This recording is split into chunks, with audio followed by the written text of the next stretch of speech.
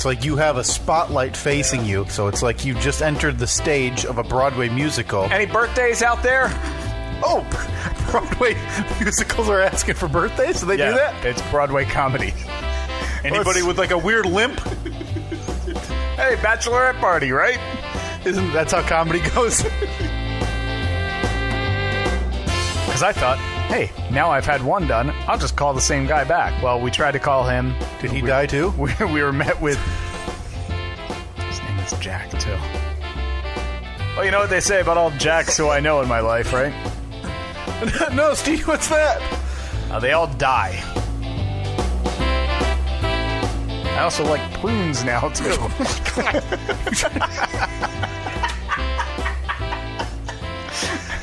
You're listening to this podcast. You got a guy talking prunes and avocado, the superfruit. Nothing gets me more excited than a firm bowel movement.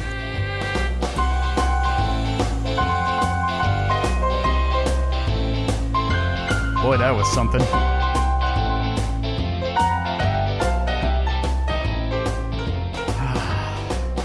Love it. Did you see somebody sent us the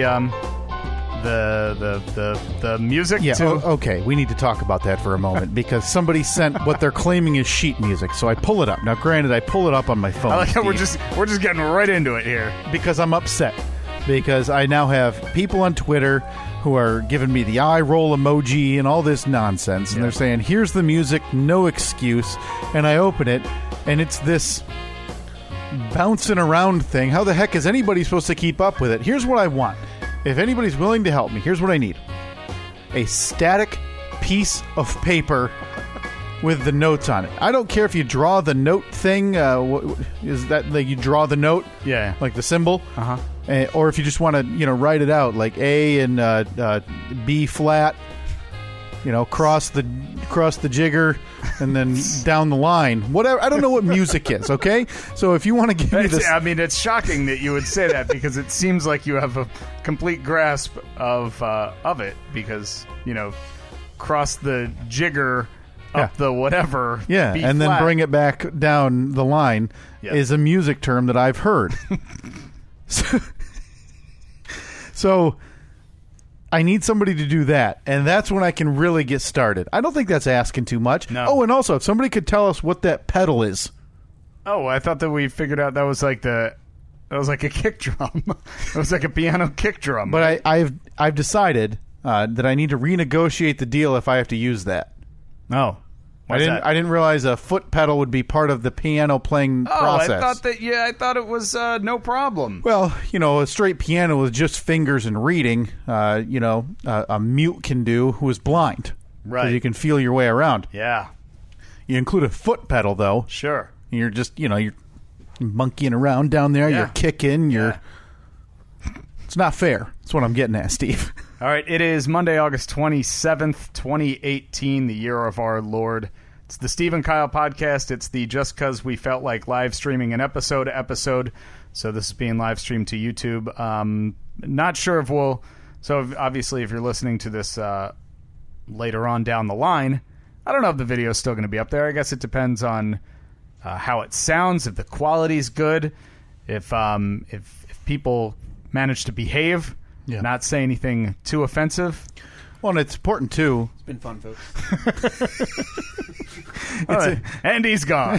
It's important, too, to be very selfish about it. Just realized I didn't start the timer, so we're going to be... Well, I'll know where I'm going to have to work off of for the time. What's that one head over there? Just 4:35.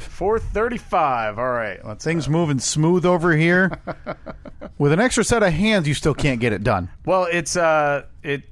An extra set of hands, yes, but about 40 more cords draped across this countertop, across the floor. What we have here is what I feel like ESPN Minute 1, Day 1 had. Yeah. Just a floor and tables with cables everywhere. Yeah. I was warned. I barely even made it down the steps, and it was like when you're at an airport, Doug. You were walking down with me. It's like when I'm at an airport and they have the PA going, there's no parking in the red zone, only parking in the white zone. But in this case, it's the droning voice of Steve from a room away saying, Be careful. Live production setup. Cords everywhere. Live production environment. Be careful. So Doug, as an outsider. All right. So first of all, let's introduce Doug. Doug is my friend for, we figured it out the other night, approximately 28 years we've known each other. Okay. He spoke at my wedding with me through thick and thin. Here to tell all of Except for the Ray Thick. Except for, he didn't know Ray. Damn it. Here to tell all the stories, all the embarrassing stories about my childhood. Yeah, so... Doug, welcome. Look who showed up there. Oh, yeah. All right. If you... You got to talk right into that. You got to be real. Yeah. I'm learning here, folks. Yeah, that's a hot mic. That's look at that baby. Oh, yeah. Well, Did you pull that thing straight from the archives of the former Spanish station? No, believe it or not, we use that on a regular basis in the studio. Yeah. And again, if you're not licking it, it might not pick up any audio. Yeah. hello. Yeah, There you go. now we're talking. You're also we're good. speaking very soft. You're speaking a lot softer than you Just normally. talk I'm from like New you know- Jersey, man. We talk Oh, soft. yeah. Yeah, you guys are very Ding soft one. spoken. This. All right. So the other night, Saturday night, we were in Gurney, You can Illinois. also adjust that, by the way. We were in Gurney, Illinois. Yes, I know. It's exactly what you've heard. Before you get to your story about Gurney, Yeah. just total side note. What do you got? Did you see any billboard spots? Sounds like a town. It sounds like a town for us. No, this one. It's bigger than it sounds. Gurney is. No, it's not. No, you're lying. Well, Six Flags Great America is there. So okay. It's. I would imagine advertising is a couple bucks. But it's like. But we're dry. Or we're sitting at a restaurant, having some drinks, eating some dinner. Was that a cat? Or It was either a cat or a net. No, there's two options here. A cat walked in, or a net picked up the electric guitar. I heard like. Meow.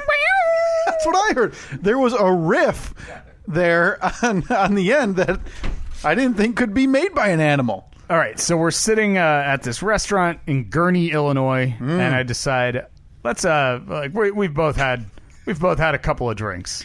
Literally, And by a couple, he means a lot. okay. Yeah, we had quite a bit to drink, but luckily, hotel's right across the street. We have to walk a matter of feet to get back there. I want to tell you that Gurney, Illinois, is the first thing when I Google just the words Gurney, Illinois. Yeah. Quote, is a ghost town in Cass County, Illinois. So I think Gurney, Illinois would probably be up our alley Yeah. for advertising purposes. Well, we sit down and we Hey, decide. they have a Hooters there?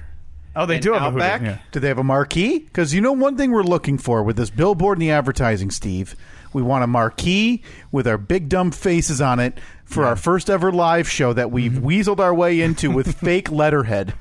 Well, we decided since Gurney was so big, we had to make it bigger.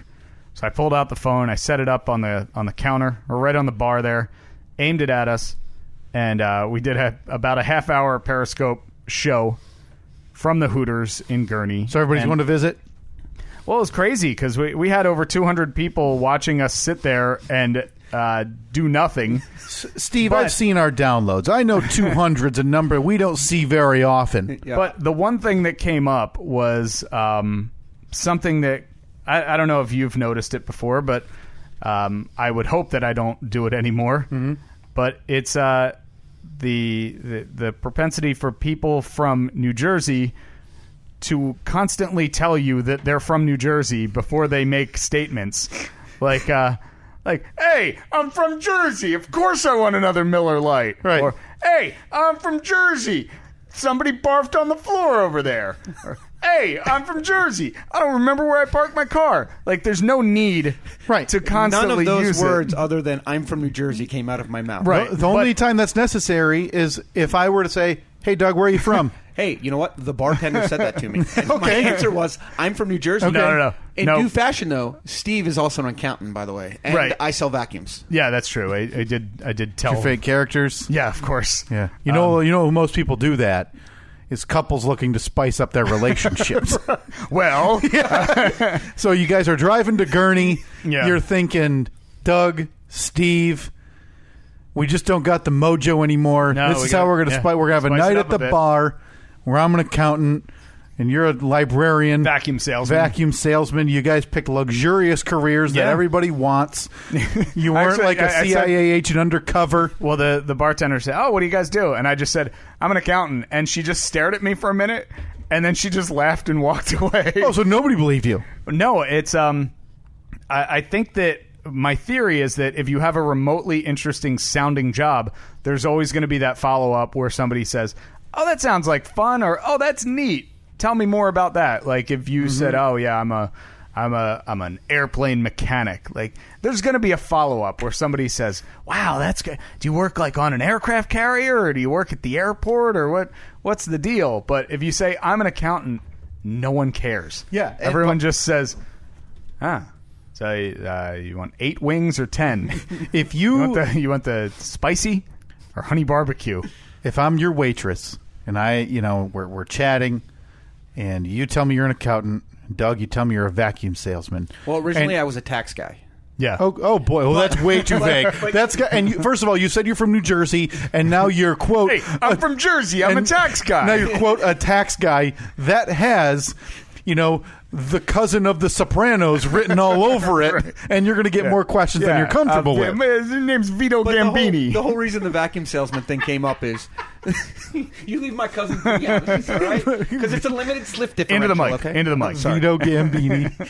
The reason the vacuum salesman came up is that the bartender told us that Hooters was changing their image to a family restaurant. Oh yeah, this is all over the news last week. There was a man who was publicly shamed on Twitter. Did you read his big expose on how he would fix Hooters? No.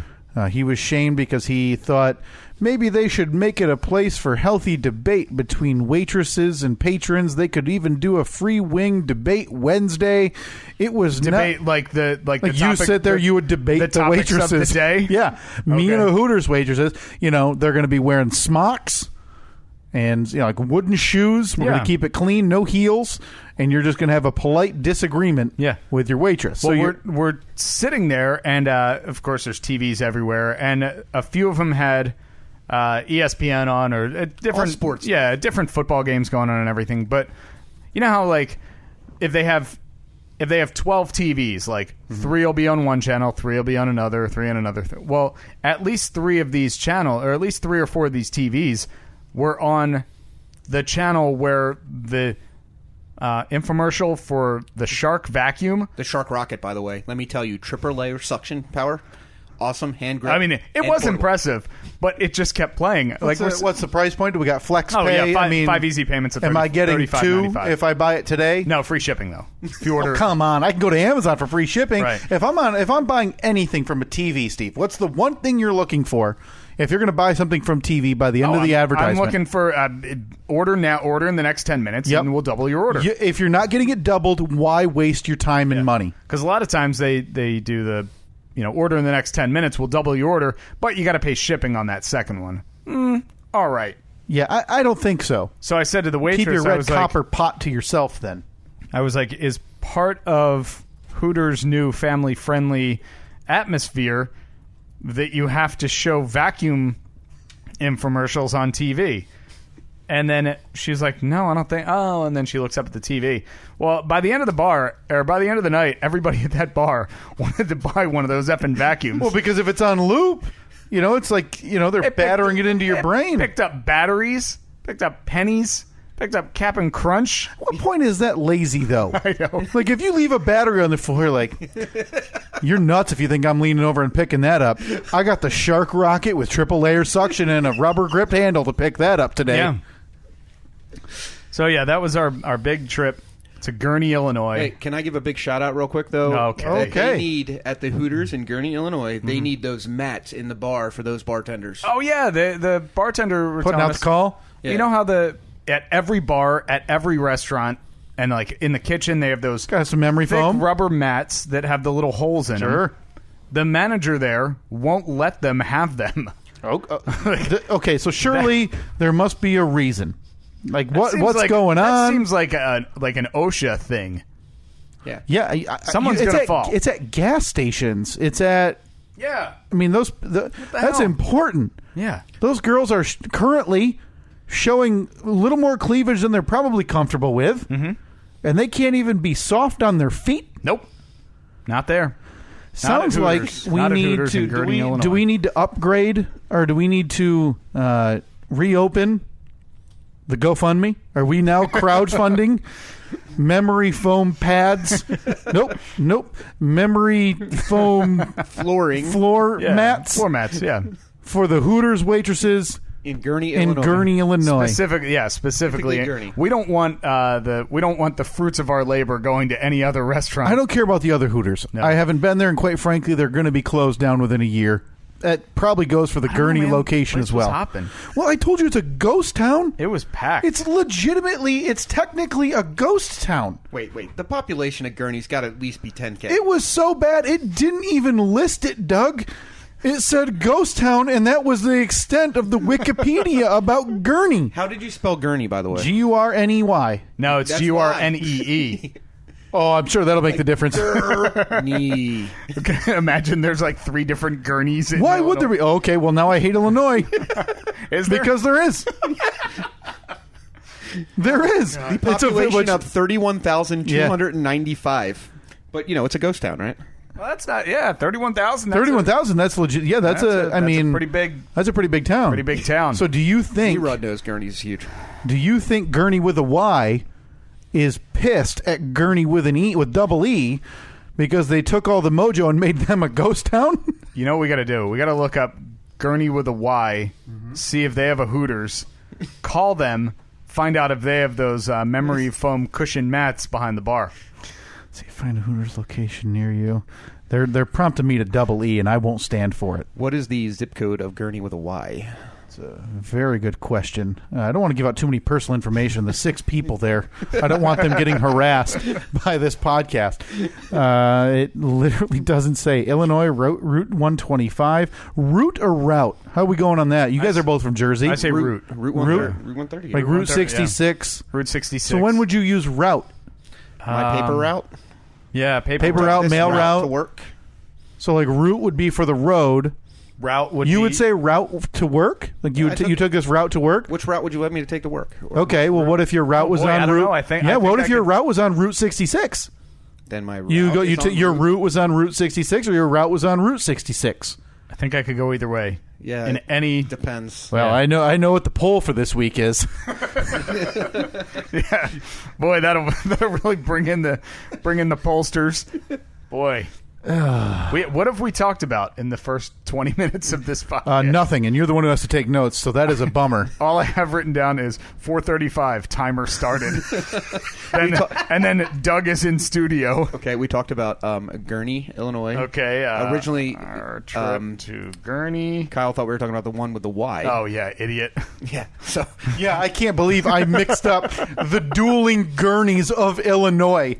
Yo, that sounds like a nice Western. Listen, we stayed at the Super 6 motel. Oh, it was... It wasn't a Motel 6? No, it was a Super 8. Oh, okay. Doug originally told me it was a Motel 8, which then it changed to a Super 6 or something. So what happened? But I told him... Now, let me ask you. I have a theory that when you're a man of 37 years old, it's time to stop staying in hotels with numbers in their name. Listen, I'm gonna. Well, okay. 1 day, 2 days. How long were you there? Can I? Well, he was there for like 4. So So you were a resident of Gurney. Population 8. Yeah, you're included in the next census. We don't even know it, but now Doug is on the ballot for drain commissioner because of his thoughts on floor mats at Hooters. No one that doesn't live there has ever stayed there longer. Right. So I'm in town in Gurney, right? And that's 2 E's. 2 E's, yeah. 2 E's. Don't go to the Y. No. Go to don't go to the Y, and more importantly, don't go to the Y and mention the double E. You will have a fight on your hands. Arch rivals. So I'm on my own. I'm flying up Chicago, going up there to meet him. He's going to come out on Friday. I'm not going to be in my room at all. I'm going to the right into it. Right into it. Yeah, there you go. Ooh, yeah, crisp. Yeah. Hello. So, I'm figuring, it's $75 a night to stay here with my Wyndham rewards, right? Whoa, baller. Whoa, hang on. Wyndham Rewards at the Super 6? Wyndham owns Super 8, yeah. Imagine that. So was this a Super 8 that 2 rooms are now uninhabitable, and that's why we had to drop her to a 6? Do they just turn off some of the bulbs on the Super 8 so it looks like a 6? This place, when you walk up to a hotel, normally there's like the big... I mean, everybody's been to a hotel before. You see the big glass doors, like the really wide doors. When you walk in. You walk up and they open. Maybe there's a little vestibule and then a second set opens up. Yeah, classy. This place had... It was the massive side of the building. Like and an emergency exit had from one a Costco. screen door. So I pulled in and I'm like... A screen door that can like robbers used in Home Alone, and they just cut a little square? It was a single door, which threw me off right away because it's the big side of the building. You'd expect there to be a big door, but it was like, let's see how big we can make the side of the wall and how small we can make the door. Yeah. Just to throw everybody off. Because I guarantee everybody pulls in there and they all say the same thing. Well, where's the... Wait, how do you... Is that, It that's does a have side, the car pull-up That must area, be a like where you side... come That and must pull be up. a side door. Because it looks really weird. I'm going to try and pull up... Yeah, maybe it's on the Google Map view. Yeah. By chance now. But listen, I stayed there. I didn't want to run a car because I knew he was coming up. I wanted to be able to walk to the park because I went to Six Flags out there. So the Gurney, Six Flags is in Gurney. Yeah, it's directly across the street from the Super 8. Yeah. You wonder how these towns get chosen. Yeah. So you stay at the Super 6 because 2 rooms are now declared uninhabitable. Oh, boy, does this picture really make this place look nice. Can you pull it up on the Jumbotron Actually, for me? No, it looks like an elementary school. Hold on. And a question, while he's pulling that up, Doug, I have a question. Listen, in case anybody from the Super 8 and Gurney hears this... Super 6. Not Super 8, but yeah. Well, we'll throw them off. We'll say Super 6. Super 6. I actually enjoyed my stay there other than the swimming pool. I will leave that in my TripAdvisor report. Yeah, but any swimming pool at you're that guy? At a motel, Is it a little ugly? Well, it's just Persephilitis eggs, because they try to, they put so many chemicals in there, that the water's so hot that it just smells like there are gross things living in it. Yeah. You couldn't see the bottom of the pool. Okay. So, but they renovated all the rooms, the bathrooms. All right, so there we go. No, that's when it was the Grand. Oh, yeah, it looked exactly the same. Hey, that wasn't in our room. Hold on. Whoa, is that a hairdryer next to the phone? But notice, this is the main entrance. That can't be right. That is the main entrance of the hotel. See, it looks pretty clean though, right? It 75 looks bucks. habitable, but again, they know what they're doing when they're taking those exactly. pictures. It's My not... room looked almost identical to that. Okay. Hold Oh, whoa, is that coin-operated laundry, you say? Nothing but the best. on. Let's go back to this. So wait. This picture, the main entrance. Like, what? Like, what is all of this surrounding area? It's like they said, this is where the big door is going to go, and then, ooh, yeah, we're a little short on budget. Listen, so go to Home Depot, pick up the screen door. My understanding was that before it became the Super 8, it was called the Grand, and it was some kind of themed hotel. Oh, like lions in one room and like bobcats in the like, next. hey, I get the luau room. Yeah, it's just 88 and humid with a mosquito net. I'm in the 73 Milwaukee Brewers suite. Autographs from all those brewers of yesteryear.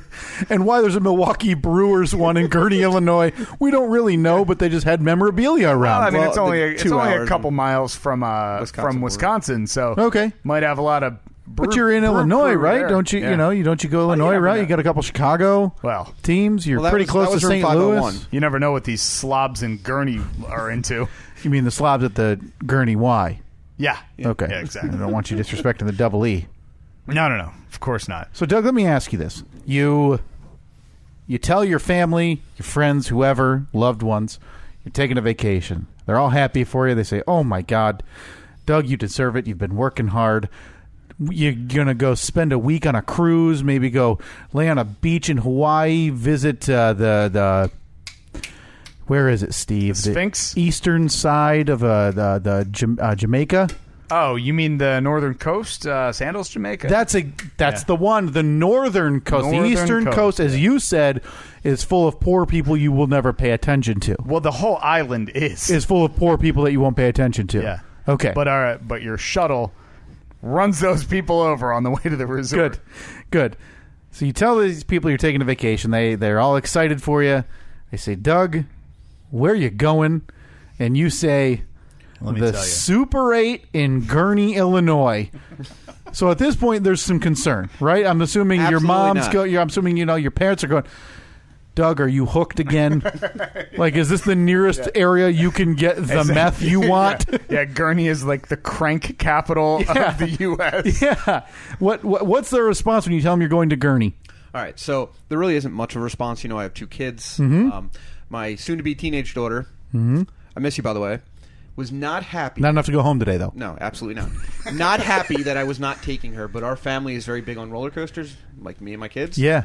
I've always wanted to take a trip and just hit a couple parks, and there were supposed to be a ton more parks that I was going to hit on this trip, but my plans got canceled.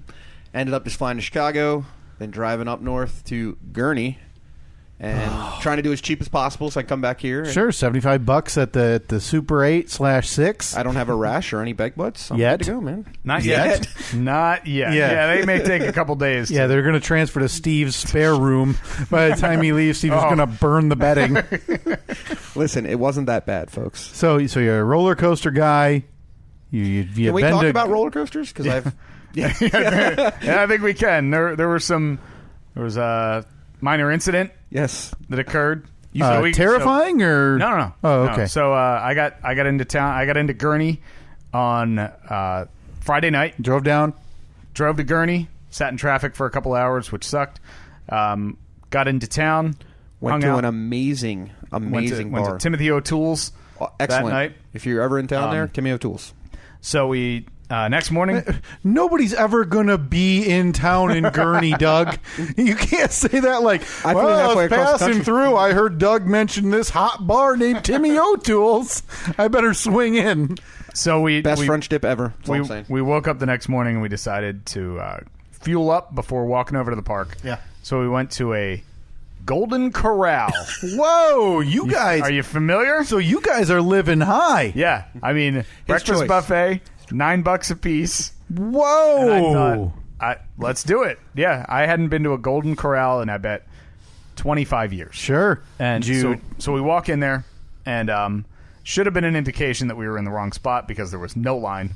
Do they have the health code violations listed at the wait at the server or at the hostess stand? Or no, but it's a weird thing. Like you walk in, and it's a breakfast buffet, but they put you through a corral. And then you pay, which I guess makes sense. It's called Golden Corral. That's the only way to get in. But I don't know. It just seemed weird. You pay before you eat. I don't know. Maybe that's the way most of the casinos work. Is it really? Yeah, you pay when you walk in, then they seat you. You can either tip before or tip after, or in the case of a cheap... or neither, in our case. Oh, good. So you guys went all expenses out to Gurney, Illinois, splurged on a $9 breakfast buffet, and then felt so good about yourselves, you stiffed the lady working the Gurney Golden Corral out of a $2 tip? You know something? It didn't even occur to me until you just said that 30 seconds ago. No, we're not. No, you know what? You take your Hooters complaint and floor mats, and you leave them alone. We're now crowdfunding the tip for the poor girl to clean your mess. Okay. Well, first of all, I feel like you're gonna think that I'm justified for not tipping at the Golden Corral when I tell you that food remained in my stomach for less than 2 hours. Now, was this morning of Six Flags? This is morning of Six Flags. So you make a nice decision.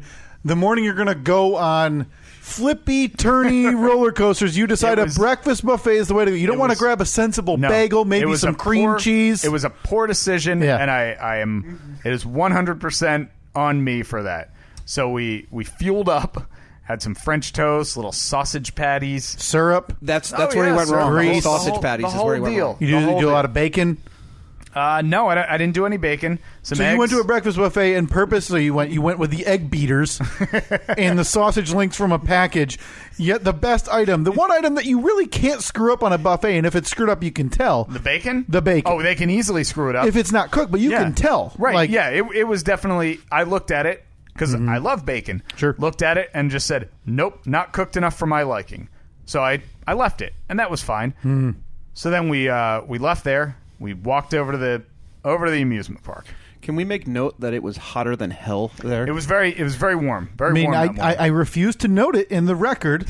You went on the third weekend in August. I mean, Dude, this isn't rocket is science. You guys decide the morning of roller coasters to go have a hot breakfast buffet and then walk into the humid heat to an amusement park, and you're expecting the sympathy. Oh, no. I'm not. Kyle, you are the voice of reason. Where were you? I'm expecting zero sympathy because I knew that this was all a poor planning and a bad idea. Yeah. Yet I like food. You're in Gurney, man. You're living, right? Exactly. When in Gurney, you go to Golden Corral. That's what they say. That's when you drive into town. Yeah. It says Gurney, home of Golden Corral, home of one of 1,200 locations But number one in your hearts. of a local Golden Corral.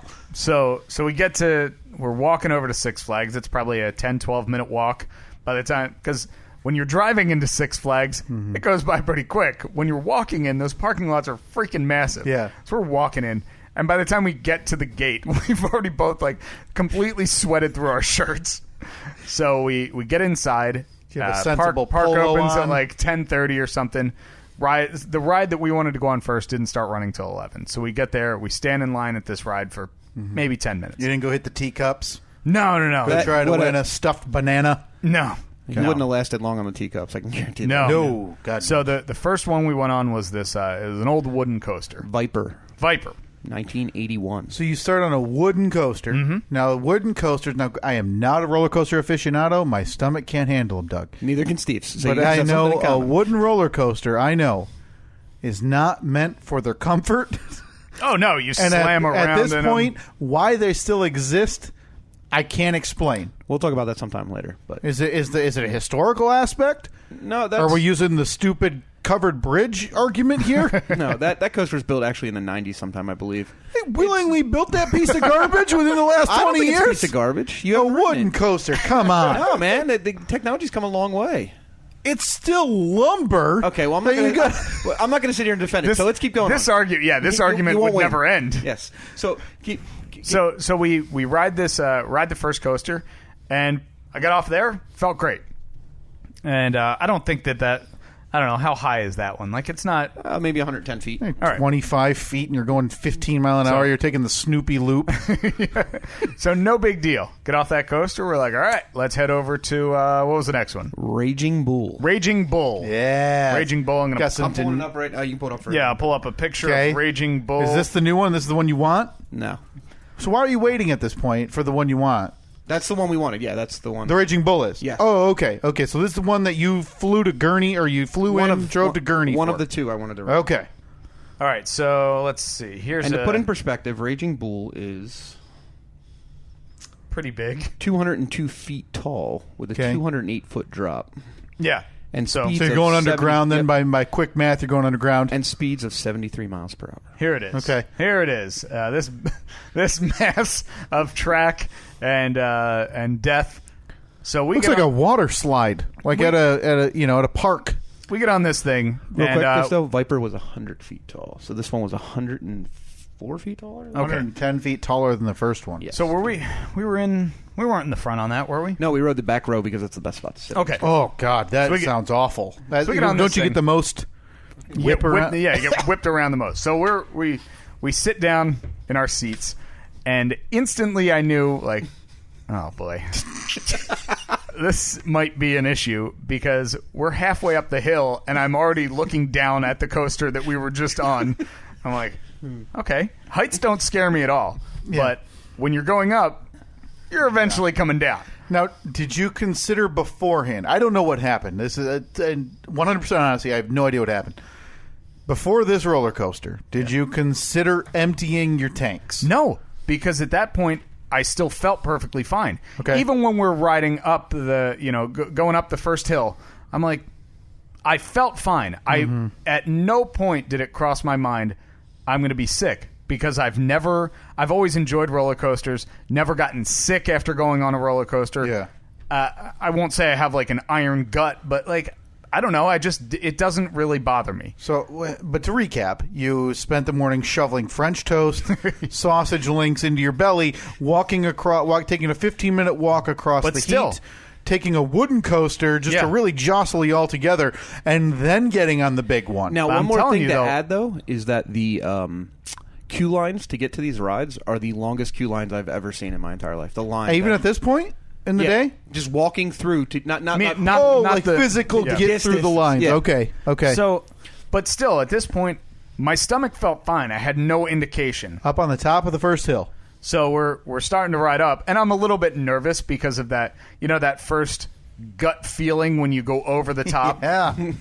Your stomach all of a sudden is like up in your throat, and I'm like, all right, smelling syrup. So if you look at this picture here in the top left, this is the top of the the main hill, and then you do this little drop, probably 8 or 10 feet before you go into the big drop. That's a 208-footer. Yep. Yeah. So we do that first little drop, and I was like, by the way, make note of that. Nice 31:15, but you have to add 4. I'll just use the timer that okay, cool. So we hit that first drop, and I was like, oh, boy, okay. You shook me up a bit, but it was like a little fake out by this roller coaster. And then we hit that first drop, and I thought for sure that those waffles and sausage, it was instant. I was like, oh, this is bad. This is really bad. So you're on your way down, folks. You're on your way down to 208? Yeah, we're on our way down. And this is when regret hits. And I grab onto the harness, and I keep my eyes closed for the entire ride because all I'm trying to do is will the food back down into my stomach where it belongs. Like swallowing, doing all the I'm like second meal of the day. I'm like clenching my chest, thinking that if I like clench in, it'll close off the pathway for the vomit. Yeah. And I'm over here like, woo! Yeah, Doug's like, eyes closed, hands up. Doug's like talking on the phone. Yeah. He's like sending a text message. Doug opens up Periscope, says, hey, Steve, say hi. Smiling for pictures, talking to the people in front of us. I'm just trying not to barf on myself. Yeah, so if Doug leans over, talks to you, say, hey, Steve, how's it going? If you open your mouth, he may have seen some pancake, at the brink. Yeah. So the ride finishes. We get off the ride, and I'm really sweating at this point. He's very white too. He looks really sweating, very white. And I'm just like, okay. I was like, that one affected me a bit. Why don't we take a rest for a minute? So Doug says, all right, there's one of those like 3D rides that you go on.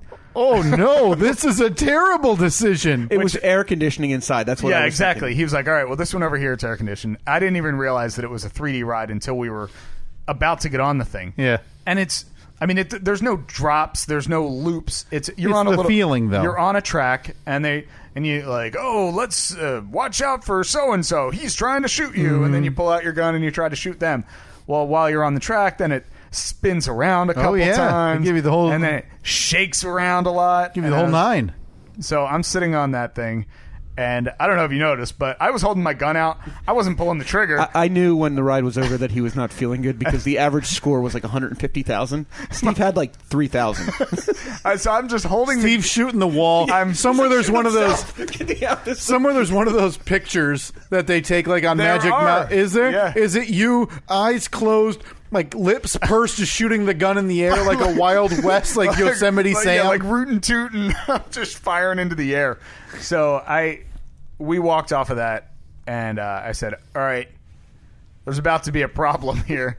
Luckily, we were right across from a bathroom, so I walked over. I was like, I got to go in the bathroom. Go in the bathroom. 15 minutes later. Well, I sit down first, thinking maybe I can, push it down. Fix the problem yourself. Fix it from the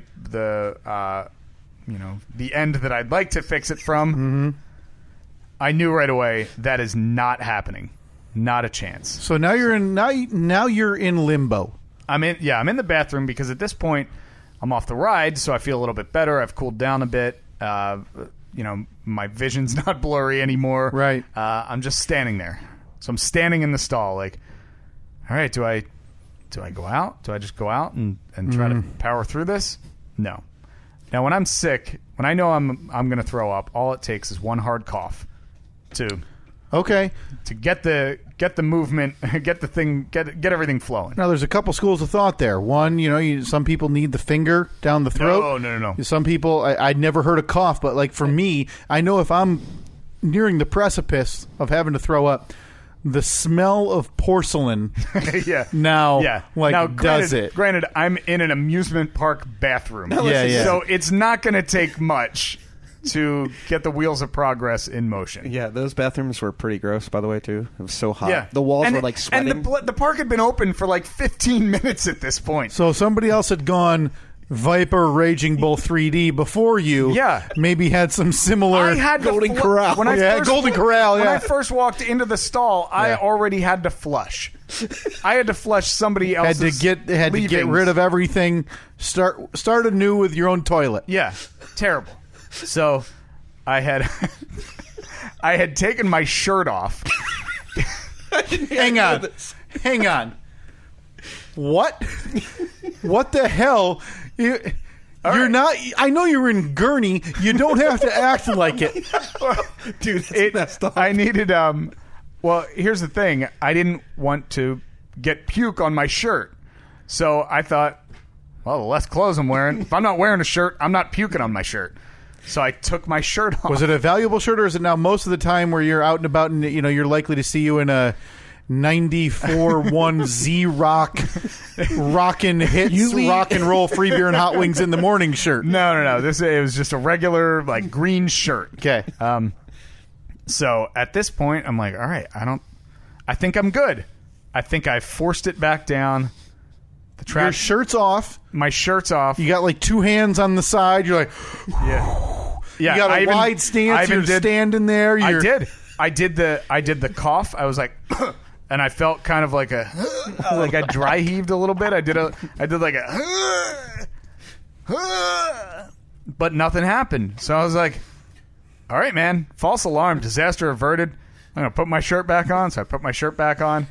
Did they have a shirt hanger in there for you? Was it just like you slapped it over the top? The bar. There's like the bar in there. Oh, so you're in the handicap stall? No. But all the stalls had the bars in them. Okay, so you went into an ADA accessible stall. Don't worry. I'll be reporting it to my. I don't mind you making fun of me for most things, but I was not using the handicap stall. We've had the talk about you and not being up to ADA code. That was the old house. That's still okay. So you put your flip flops back on. Oh no! You slide your Mustang tank top back on over your shoulders. Kyle, though, the whole time he's in there, I'm like waiting for him, and I'm like melting outside because it's a million degrees. He's in at least the air-conditioned, somewhat sweaty, disgusting bathroom, heaving his brains out. Yeah.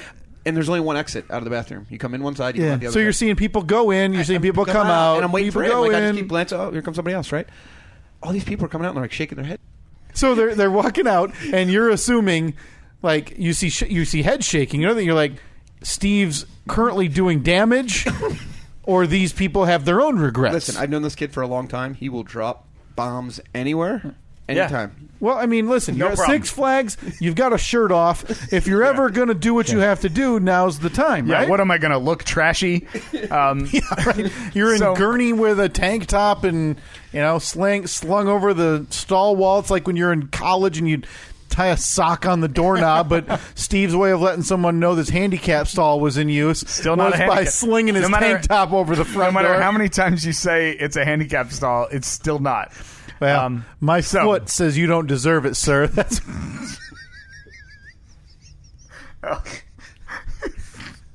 I apologize if I occupied your bathroom, special sir. All right, so I put my shirt back on, and I was like, I'm gonna go back out there, and I'm gonna try and power through this, get a drink, like just a couple deep breaths, all the stuff they tell you to do if you feel a little nauseous.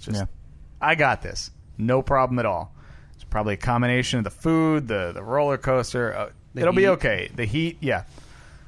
So I put my shirt back on, and I kind of do like a little, like a clearing throat type motion, and then I thought, well, here it comes. Now I'm in the difficult decision. Do you get the shirt off again? Do I get the shirt off again? Because if I get the shirt off again, great. I'm not going to puke on the shirt again. But if I don't get the shirt off, I puke inside the shirt. Doug, let me quickly interject to ask you something. We're all men in our 30s, right? Apparently, yes. We've all had issues. We've all thrown up too much drinking, whatever, being sick. Mm-hmm. At any time, when you're in the restroom at the toilet, have you thrown up on your shirt when you fully intended to throw up in a toilet? No, but I have a really funny story about that when you're ready, so continue. I've never, to be clear, I have never thrown up on my shirt either. Because you take them off. Right. Are you just crossing the T's and dotting the I's? You're like, I don't think I'll throw up on my shirt, but let's be safe. My wife get mad. I get a little dribble. I don't want to get mustard on mine, but Steve, I don't want to. It's not that I'm worried about it coming out of my mouth and directly on my shirt. For some reason, I'm worried that it's going to hit the toilet with such force that it's going to cause. You heard about splashback? Splashback, yeah. Sure. So whether this is justified or not, I don't know. It's just what I do. You've done it forever. It's one of my weird quirks. I've done it since college. So drunk Steve's stumbling home and stumbling into the door. Drunk Steve gets always naked and throws up. Yeah, slapping against the wall, trying to monkey his two arms out of his shirt while he's leaning over a toilet. Yeah, Philip, here's one for you. Drunk Steve only pukes with his shirt off. Yeah. So if you can get us a drawing of that, I would greatly appreciate the physical representation of you wearing a Ford Mustang tank top, flip-flops, and you've now slung it over the top of the stall to let someone know it's occupied, while Doug's out there watching patrons shake their heads in disgust at this man without a shirt in the handicap bathroom. Still not in the handicap bathroom. So I clear my throat, and I feel the floodgates. It's close. Like I'm holding the door shut, but the water's leaking in. Yeah. And at some point, I just have to dive out of the way as that door opens up and the whole room gets flooded. Yeah. Your own personal Hurricane Katrina. Yeah, exactly. That's what a lot of people would refer to that as. Yeah, I'm a hero. You're worried about the levees breaking. Yeah, exactly. I was there. I was sandbagging that levee. You're throwing sandbags on the levee. You're eating French fries. Yeah. Trying to build a wall. So I decide to go for it. Going to take the shirt off one more time. So you've got now you know your body better than anybody. Of course. Fine-tuned machine. Like if I were to ask you right now, if I were to stopwatch, shirt on to shirt off, standing up, what could you do? Shirt on to shirt off. I don't know. 3 seconds? Second and a half, maybe? Second and a half. Well, you do that's at least fast. 5 seconds. Well, you do 5 seconds. Yeah. What are you, Spider-Man getting dressed? A second and a half is otherworldly. You reach right hand. Okay. Over. Okay, the stopwatch is up. Who's doing it? I'm not going to do it because I have massive body shame. I'll step out of the way of the camera. Step over there. I'll play-by-play it. But, so... Well, first of all, 5 seconds. Hit the timer. Tell me when you start and when you get to 5 seconds. Okay, so this is what this podcast is now. We're literally counting 5 seconds. Yeah. Okay, ready? Yeah. Go. Stop. If it takes you that long to take your shirt off... That's not that long. You're talking two full arms. Listen, but you're going 2 arms at once. So you're going inside out. You're ripping it off, throwing it at a wall. Yeah, but listen, remember, you're not feeling well. The floodgates are coming. You've sweated through your shirt, it's sticking to you like a mat. No, you have extreme body shame. You know, all that plays into effect. At least you got room in the handicap stall. Still? So you're not worried about your elbows banging into the sides. I think a safe number is 3.5 to 5. I think you saying second and a half is like when Superman went into the phone booth and it spun around and he came out as Clark, or the other way around. All right. Well, at some point I will do it. I will time it. And I will send it to you. Okay. Have Annette do it. All right. I can do that. Yeah. Right, I mean, I'll believe her. I think she'd be willing to throw you under the bus if it takes you like she definitely 18 seconds and your foot's in the air. 1 minute and 37 seconds later. Yeah, and Steve's disrobed. We said your shirt, not your pants. Somehow I sprained my ankle. Yeah, right. Steve's going to have a black eye and a popped shoulder from... So there I am. In the thick of it. And you're doing it. It's going to happen. Shirt's off. Coming off. Shirt is coming off. In a second. So I do the hand over, grab the back of the shirt, one quick motion, pull the shirt off. As that shirt is passing by my mouth, the vomit is coming out of the mouth. And I don't want to get too graphic. I mean, saying I threw up isn't that graphic, but it was... He threw up. The food was still warm. I mean, it was... It had been percolating in your stomach sterno heater for about 3 hours and then jostled together like a nice gumbo on the Raging Bull. Dude, it was like... I barfed and it was just like glop, glop, glop. Like it wasn't a stream. It was just, oh, here's one mouthful. Here's another mouthful. So it's coming out French toast. Yeah. Sausage. Oh, there's the eggs. Yeah. Mix of eggs and sausage. Yeah, okay. So, and when I throw up, like when I'm sick, when I have a stomach ache, if I'm too drunk or whatever, and I throw up, I don't know about you, but for me, it is instantaneous relief. I immediately, like, once I spit a couple times to get the last, couple of glops out, once I clean myself up a bit, splash some cold water in my face, put his shirt back on. Yeah. I instantly feel like, cool, I feel great now. Like nothing had happened. So, walk out of the bathroom. 15 minutes later. 15 minutes later, I find Doug. I was like, I just threw up in there. So Doug, being the avid coaster fan he is, says, all right, so you want to go on another one? So I apologize, you're 36? 37. You turned 37 in May. Yeah. You took your shirt off in a public restroom. ADA back. ADA stall in a public Still restroom not. to force yourself to vomit Yeah. after overeating breakfast. I don't think I had much, I didn't sway my body one way or the other. It was happening. That food was, I'm still convinced, because when we were eating that food, I wasn't overly impressed with the quality. You paid $9 for did. all you could eat. I What know. did you expect? I didn't expect that. You wanted an International House of Pancake, and they did not have one in Gurnee, Illinois. So it was, I can strongly say that food probably would have come up eventually one way or the other. Right. There was a heavy night of drinking before that as well, There was which a very heavy night of Which drinking. that's not your thing anymore. not at like all. you haven't drank heavily No. in probably since your wedding, maybe after that. Well, Jamaica probably. This was since our honeymoon. This was the first time I had alcohol 2 days in a row. Right, and You're we know welcome. how Steve gets when he gets drinking. He starts buying garage door openers on Amazon. Well, he threw it in early. Like, I stayed after he left. But, yeah, he was like, oh, it's 9:30, gotta go to bed. I was beat. Yeah, Friday night when we first got there, Yeah. we went to the place across the street. You worked? I worked. Didn't nap that day. Plus, you got the 1 hour time difference. Yep. So it was 9:30, but it was actually my 10:30. Which, if I don't take a nap, I am dead. Done at by that the time, point. I'm yeah. not. I won't even try to make an excuse. I was just dead tired. So we sat down at the bar, and I had like 3 double Crown and Sprites. And they were strong because I was there the They were night strong as before. hell. So you're going to Dipping get that doing it bartender all really at well. once. Yeah. So I woke up that morning already feeling a little like, ooh, boy, you're too old for this there, fella. You got to back off a bit. So, yeah, obviously walked over, did the whole Six Flags thing, barfed after 3 rides, walked out, and... we did go on one more coaster. He's like, I think I'm great. Yeah, I'm ready. Doug, Let's go. Doug was like, all right, I'm going to go on this other coaster. And I'm like, I'm in. Is that the 2 you came there for? No, it was the next closest one, the Demon. So we went on the Demon.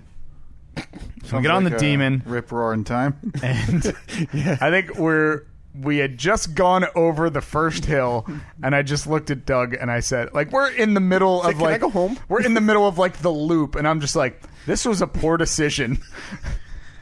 And then it does like a side to side, and it's got a loop and a spiral. It's really messing with your body. And the whole time I'm just talking to Doug as if we're not because normally you're on a roller coaster, you're like, this is so much fun. And we're going through loops, and I'm just like, hey man, this wasn't a good idea for me. I don't think I'm going to want to go on any more roller coasters. Oh, from walk in to now, How long had you been at Six Flags? An hour, maybe. I don't even think that. I think 45 minutes. But we maybe. did stay a little longer. We walked around. I did one more coaster that I wanted to ride. Yeah. Yeah, So, I basically, stood there and held the purse. And oh, you're me. yeah, I'll take pictures of you. Yeah, okay. Yeah. Now, if you were... So, I don't know. I'd never been. Was there anything else you could have made your time worthwhile? Maybe a different ride that wouldn't have totally there's jostled a water your park inside? there. Okay. There's a water park there. You could have thrown up in there. We thought of going to that, but actually we have to backtrack a bit to My tell you. thrifty No. So, Doug had said that the night before when I got there, Doug was like, "Hey man, I tried to buy you a ticket online, but something didn't work out. So we'll figure it out in the morning." I'm like, all right, cool. So normally that park is $77 to get into for the day, which Extremely overpriced. yeah, it's crazy overpriced. Now Doug's got a season pass for Six Flags, so that works around the country. Yes, it Oh, does. yeah. And we got to eat for free there. So one ticket, two, you pay for two? No, I did a little research. Wait, yeah. So Doug does some research. Oh He's my like, God! So you've already taken at a Super 7 or whatever knockoff you guys are, off the beaten path that they was a changed the quick, color cheap trip. to get rid of the copyright, and now you've got this cockamamie plan to get Steve in, sneak under a fence that you saw on Google Maps Did you or call what? him and tell him that? So Doug says, "Don't worry, I found a." Oh boy! He goes, "Don't worry." This is the return. He says, "I found a promo code." I'm like, "Oh, cool. Maybe they're doing buy one get one or something like that, or it's the August sale." I don't know.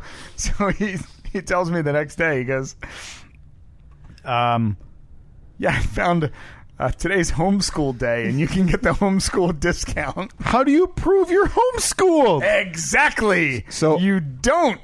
I tried to Your buy the big ticket, idea. and when I used my credit card, I used it asked for a billing address, and I used my zip code, and it wouldn't let me do it. I guess because I live too far away in New Jersey. Yeah. So I put the hotel's address, and he paid $37 for 45 minutes of unpleasurable riding. $37. $37. Opposed to 40. So 77. I went on 4 rides. So I paid $9.25 for each of those rides. But it would have been 47. No, it No, would have been 77. 77, sorry, had you not gotten the homeschool discount. Yeah.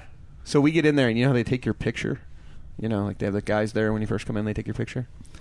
Yeah, they have a green screen or anything behind there? They have a beautiful 2-story carousel, though, that's like one of 2 in the country. Sure, so dads and mothers with kids. Yeah. So me and him line up, and we're So like, yo, we want to get our picture taken, right? But we want an action shot, right? Sweet. And Jump. This is before he gets sick.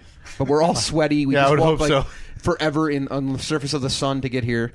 And we do this action shot, and the guy takes our picture, and he's like the happiest he's been all day because nobody wanted to do. In the 15 minutes that he's been there since the park opened. Everybody else was like, yeah, I guess you can take my picture. And we're like, hey, take our picture. Take our picture. So after the 4th ride, at this point, I'm feeling like I'm going to barf again. I didn't want to leave yet because I don't want to completely ruin Doug's day, too. It's okay. So we thought, we'll just go to the water park. Get a couple beach chairs, hang out. Did you wear your bathing suit? No, of course not. But Did you bring your bathing suit? You're just No. across the parking lot? No. I could have gone back and gotten shorts and been that guy. So what'd you do? Did you go to the gift shop and pay $35 for a towel? No. Didn't even get to that point. 'Cause apparently the homeschool discount doesn't include entry into the water park, too. Oh, okay. So you had to pay extra. And as Doug mentioned, this was a vacation on a budget. Yeah, we just turned around. We were like, screw that. So we turned around. We walked around the park a bit more. Doug tried an Italian beef sandwich. Delicious, by the way. Absolutely delicious. A Six Flags Italian beef sandwich. I have You're the going to meal rave pl- about that? Hey, I got the meal plan. It costs for free, so... Are you trying? It's not even a humble brag. You're bragging about a nationwide. Hey, I'm from New Six Jersey. Flags. Back off. Hey, Of course I got the meal plan. I'm from New Jersey. hey, yo. Hey, what are you saying there, eh? Hey, Louie, shut this guy up right now. Shut him up. So that was our trip, our big trip to Six Flags. We were back at the hotel by 1 p.m. And you stayed another night. Yeah, so we hung out in the So you hotel had for a about couple 10 hours. hours of nothing. Yeah. Because the park trip took you 80% less time than you anticipated. In my mind, I'm like, oh man, we're gonna get there at 10, 11 o'clock. Probably stay until 6, 7 o'clock. Yeah. Well, we got there at 11 o'clock. That was not in the cards. 11:45. It was not in the cards. So, yeah, other than that, we went out drinking that night. And Felt better? Felt great, yeah. I did. It's just that you'd had to expunge the demons at the start. Yeah. Demons of the Golden Corral. And they were bad. They were really bad. How does it compare, Steve? Now, anybody listening to this that hasn't before, Steve and I took a whirlwind trip to Boston 1 year ago. Was it on a budget? Oh, budget, my friend, would be for what we spent to get to and from Boston. We spent on the ground in Boston 12 hours. Yeah, we flew there in the morning and flew back in the afternoon. Yep, we were home. We left our town at 3 a.m. We arrived back in town at 3 a.m. That was 2 flights and an entire day in Boston included. We didn't even have the option for it to not be budget because we weren't going to be doing anything that. Yeah, we weren't staying in a hotel. We had some Ubers. That was it. But on the way home, so we spent the day. We had just a ton of drinks. Oh man, we had a lunch at an Irish pub. We had a cannoli at a nice cannoli place in Boston. Yeah. And then we finished up after a long day. I want to say it was Zach or somebody was very kind enough to get us tickets to tour Harpoon Brewery, which is the very first microbrewery in Massachusetts. So we tour it. There's beer tastings. I'm full. I'm tasting them, but I'm not loving it because my stomach is about to explode. I'm just filled with food, with beer, with other drinks, with cannolis.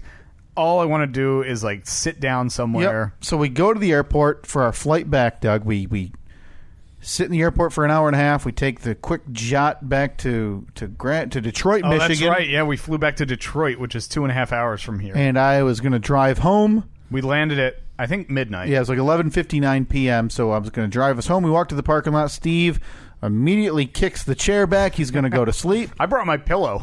He was done. I brought a pillow in the car. So we're a half hour in, and I'm pulling my cheek. I'm doing anything I can because I'm about to fall asleep. Well, about 30 minutes later, I see Steve rustling. He's on his side. He's on his back. Couldn't get comfortable. And finally, we're a little over halfway home. What car were you in? Were you in? Your car. Was it my car? Yeah. What kind of vehicle? Ford Fusion. Ford Fusion. So would you say comfortable sedan? Would you say that the passenger seat in the Ford Fusion is as comfortable as a bed at the Super 8 in Gurney? Oh boy, the bed at the Super 8 was okay. It was okay for you? It was all right. Okay. Yeah. That's an upset. I mean, not great, but I'm not going to write in my diary about it. But Doug's leaving a trip. He said he has a TripAdvisor journal. Yes, I do. That he's, recording. I don't know why he's keeping them by hand and then typing them in later. I respect it. So we get just over halfway home, and finally you're laying on your back, and you just sit. Chair Straight comes up. flying up, and I was like, "You all right?" Okay, you go, "Nope." And I said, "You need me to stop somewhere?" Yep. I pull over. You briskly shuffle into the gas station, and minutes later, when you come out, I get a beef jerky, and I bought caffeine pills because I legitimately didn't know if we were going to make it the other 90 minutes home. I bought caffeine tablets, a beef jerky, and a 68-ounce soda to sit in the cup holder. And Steve comes out and goes, "Yeah, definitely just threw up in that bathroom." Check, another one across the country. Yeah, so you can't control anytime you travel, you just can't help yourself and plan accordingly, and next thing you know, you're vomiting. Now, granted, a cannoli mixed with your lunch, mixed with beer, mixed with whatever is a bad decision. You know something? I don't regret it because that cannoli was so good. Yeah. It was well worth it. That was a great cannoli. Exactly. For the 2.5 hours that it was in my stomach, I was very happy. Yeah. Right up until the last minute. So I'm having poverty dinner, and Steve's fresh out of vomit. So you're on a budget, man. Yeah, yeah. So this guy, you can't help yourself. You have a track record now. Yeah. So were you on so much of a budget, though, that like before you left here, you took stuff out of your car so the weight of your vehicle Oh, no, God, no. would be less? No, and you it wasn't get better gas mileage? It wasn't even on a budget. It happened because I was off work with my torn Achilles last year, Doug, and I was watching Cheers, and I was looking to take literally any type of trip because I didn't have any vacation, like leaving the house or anything. And I believe offhanded during a podcast taping, I mentioned to Steve, said, man, I found this flight out of Detroit to Boston. I could go see the Cheers bar, could do it, and it's super cheap. It's so cheap. Fly Frontier. It was one of those budget airlines. Yeah. So Spirit, never again. Yeah, I hear that. So we They don't even have. Yeah. within a week, I'm texting Steve with, hey, are you for real? I know you mentioned this. If you want to do it, let's do it. And so we book our flights, and that's how it came. So it wasn't like the reason it happened was it was very affordable, but I didn't go in there thinking like, well, I'm not going to spend any money. And sure enough, I came in with a $60 Cheers sign and a Cliff bobblehead. A $60 Cheers sign, mind you. Was Cliff the mailman? Yeah. Okay. Stuffed into my backpack that didn't fit because I didn't want to pay for an extra piece of baggage on Spirit. So you sound like you took a trip to Boston like I took a trip to Gurnee, Illinois.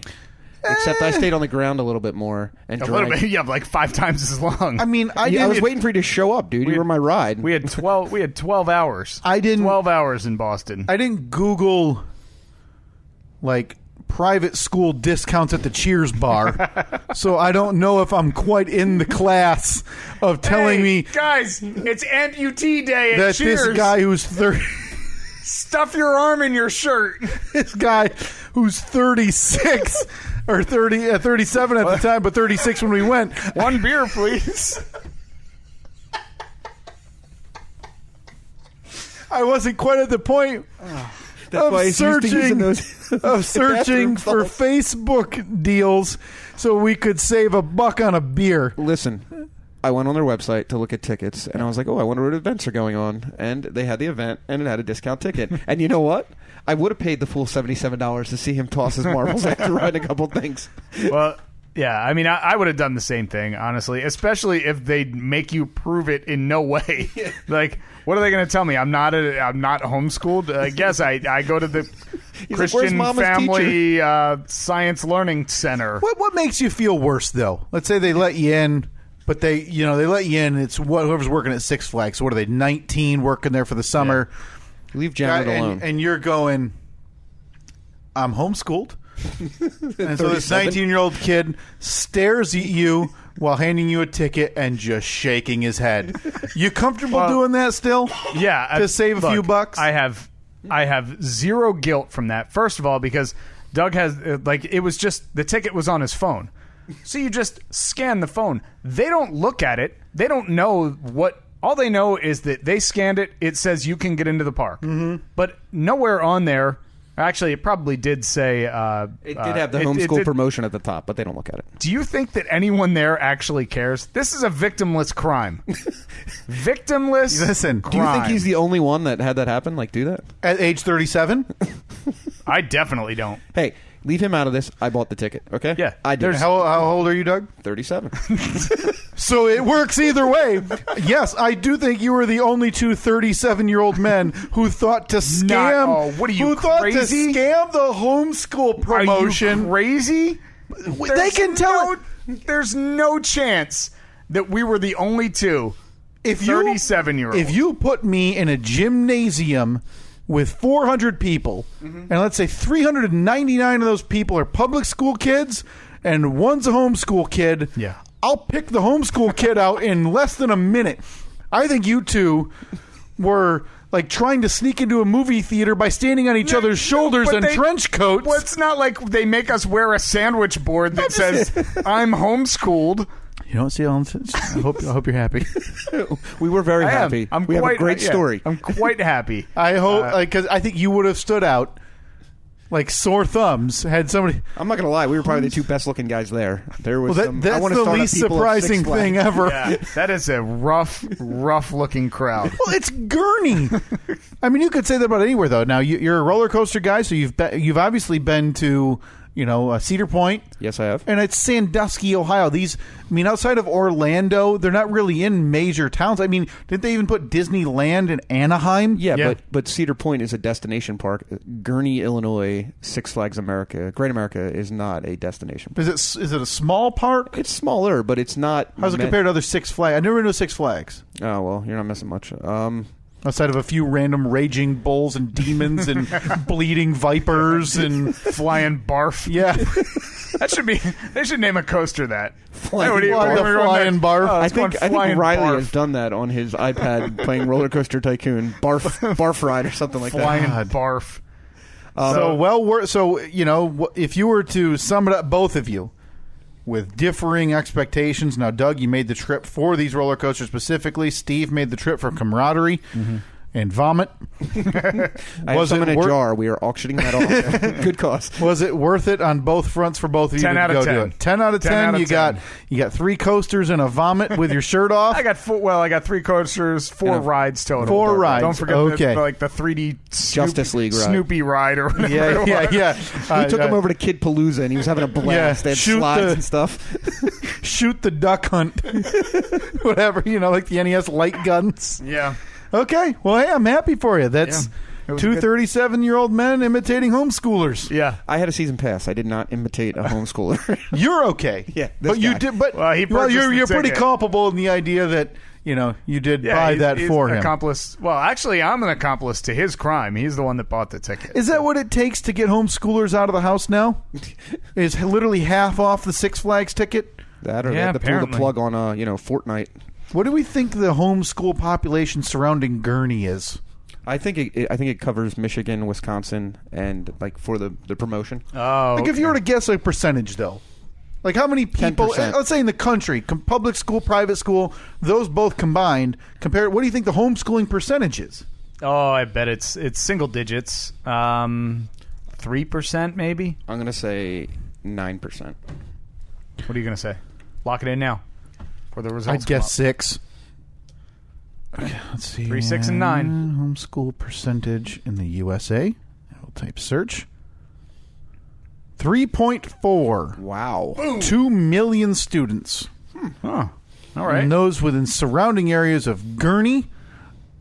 Safe to say, probably in the thousands total. Yeah, probably hundreds. So this promotion was really very focused. Yeah, it's hey, we're running a discount for left-handed folks who are missing their third finger at the first knuckle after 6 p.m. Come on out.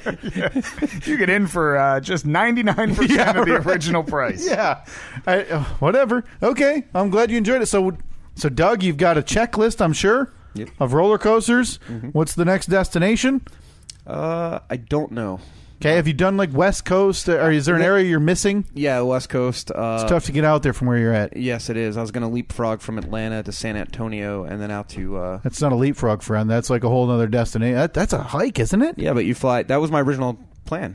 Okay, and this is the ones that fell apart. Yeah, and then I decided to go to Atlanta for... You couldn't get the homeschool discount? When plans fall apart, you end up in Gurnee. Yeah. Yes, I needed a gurney. Yeah. Doug had all the plans figured out for Atlanta, fly to San Antonio, but they wouldn't honor the homeschool promotion. So he wouldn't next handle trip, it. I think I'm going to go down to Dollywood. That's Dolly Parton's Park. Yeah. Yeah. I'm going to go there. Nashville? Pigeon Forge, Tennessee. Pigeon Forge. What is this? So are you working off a top 10 list? You working off a top 100 list? I'm just fascinated with the structures and how they're built. And you're admiring them from a top. Mm-hmm. While you're on them, while Steve's holding on for dear life, barfing off, hoping it ends within the next 30 seconds. So are you changing now, though, Steve? Are you a guy at 37? Are you thinking your roller coaster days are approaching the rear view? Man, before this trip, I probably hadn't been on a roller coaster in 8 or 9 years, maybe. When you moved out here, and the last time I was on one, I had no problems whatsoever that I can remember. So I was really disappointed when I got off that ride, and I felt so terrible. I think I'm still going to try it again. I think I just have to make smarter food decisions. You're willing to smarter alcohol decisions the night before. You're willing to put the majority of the blame on the Golden Corral on the food. I don't know about majority, but Some. it's getting 49%. Okay, but there's a fear though. Maybe you're too old. There is. It's really disappointing. Now, Doug, the oldest daughter going on the trips with you going forward? We did a trip. It was either last year or the year before. We went up to Massachusetts, Six Flags New England up there. She had a great time. We stopped at Coney Island on the way home. Got a couple coasters under her count. And, maybe next year we'll bring her. All right. Is there a question for both of you? Now, you're both, I don't know if you've heard, I think you're both from New Jersey. We Of course I'm from New Jersey. I'm from New Jersey. What question is that? What did they ever do with that roller coaster? Oh, no, that was a Ferris wheel. I'm sorry. I thought it was part of a roller coaster that went in the ocean. It did. They told during the hurricane. It's gone. It went in the ocean. So it's not rideable anymore? They didn't patch that thing up? There's just an underground or an underwater portion of it now. You think someone would patch that up? Really put that ride back together. Yeah, that was the Seaside. What roller coaster was Seaside? that? You let the sharks take that and finish it off, bring it out to sea. No, that thing sat in the water for months, though. It did, because it was like one of those iconic images, where you'd see the shoreline, you'd see the roller coaster out there, and geez. I remember right after that, some guy. Actually, I think a few people got in trouble because they swam out. Oh, yeah, went to the top, right? And climbed up to the top. It's like, it's totally different degrees, but that's something you just leave alone. No, you're from New Jersey, man. Hey, leave it alone. I'm from New Jersey. What do you mean? Hey, yo. That's like, I think it was a couple years ago. Do you see those pictures of the guy who there must not be ropes or anything because he just climbed the pyramids in Egypt. Oh, yeah.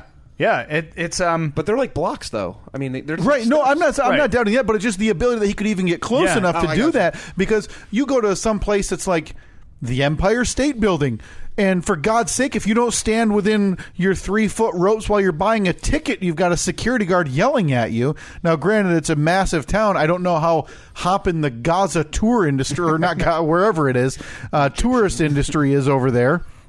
Now, did you ever see the image? Because when you think of the pyramids, you think, oh man, they're out in the middle of nowhere, out in like the desert.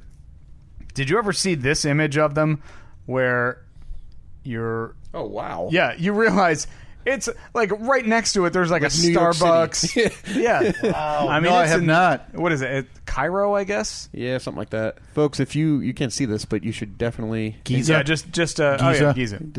Just Google the pyramids here. Yeah, I just Googled like the pyramids from above. Wow. So it's like Central Park...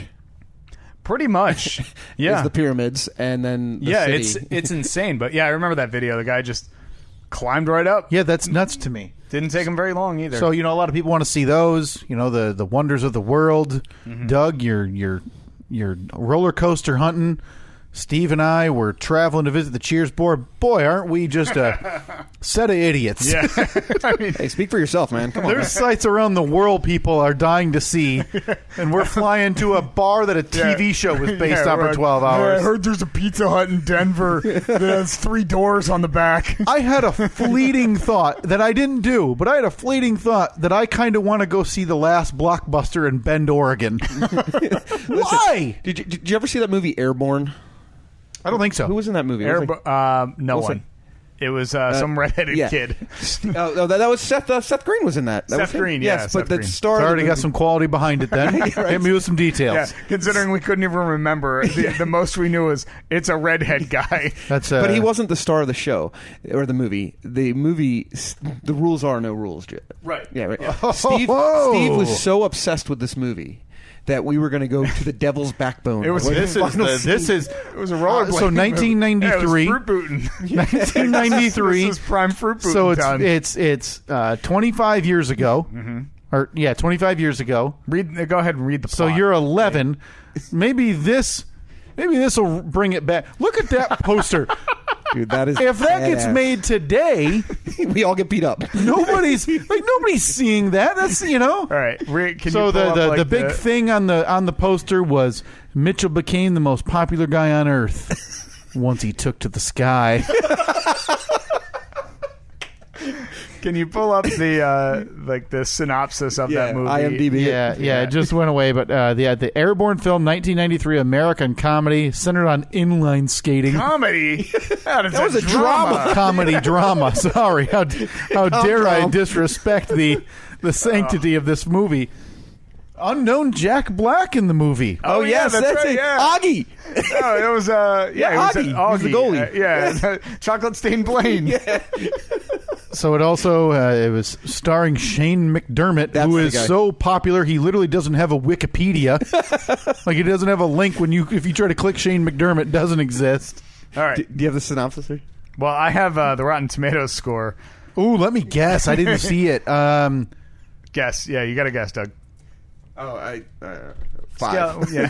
Okay. You know what? It's because it's going to be a compilation of reviews made now for the movie, like on release. Yeah, now we're not talking audience score. Sure. Talking. Oh wow, that's pretty high. Critic score, I'm going to go 18. You're close. 29. Oh, that's 18 points too high. I was being generous with 18. So, All right. The summary is Mitchell Goosen is 16/17-year-old kid Dude, that dude was like 35 in the movie.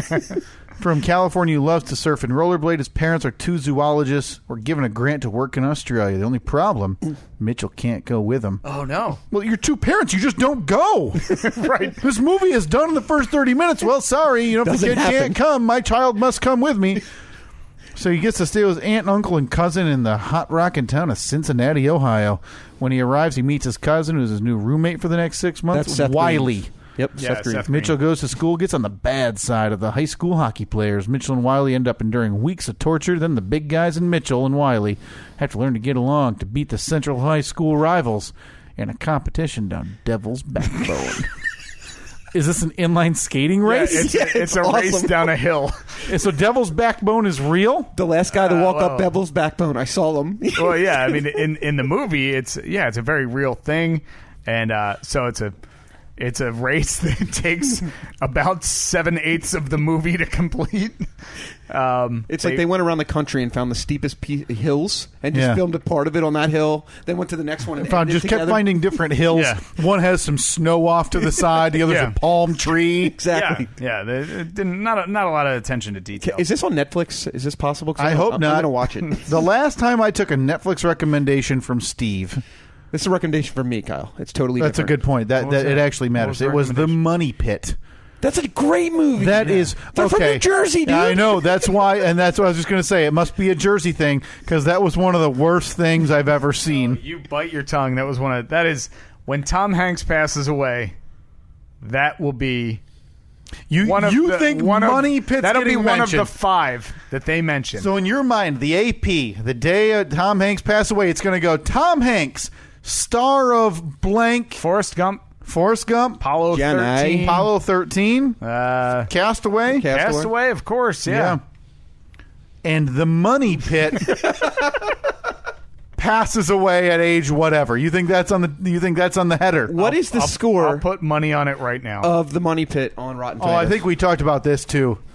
And you know what? I probably didn't give it a fully fair shake, mainly because Shelley Long is the devil, and I hate her with every fiber of my being. Oh boy, the Money Pit. Let me guess. I think it's going to be like 36. I'm going to go up into the high 40s. High 40. Wow. You gave a rave review of it saying it's awesome, then said you think it's going to be in the 40s. High 40s. 47. 47% of people Yeah. looked at that in hindsight and said, we got a winner.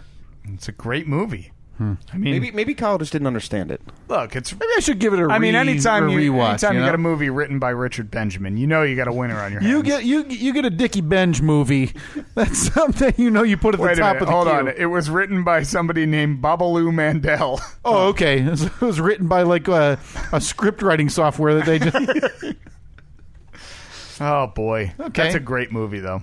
Great movie. I'm just kind of curious. I'm trying to figure out what else Richard Benjamin Oh yeah, I'll maybe click on wrote. it. Now, is this how maybe the Money Pit house, Steve, for you is like the Cheers bar for me? Maybe it's something you need to go visit, like the Brady Bunch Yeah, house. it's like It's very popular. My Valhalla.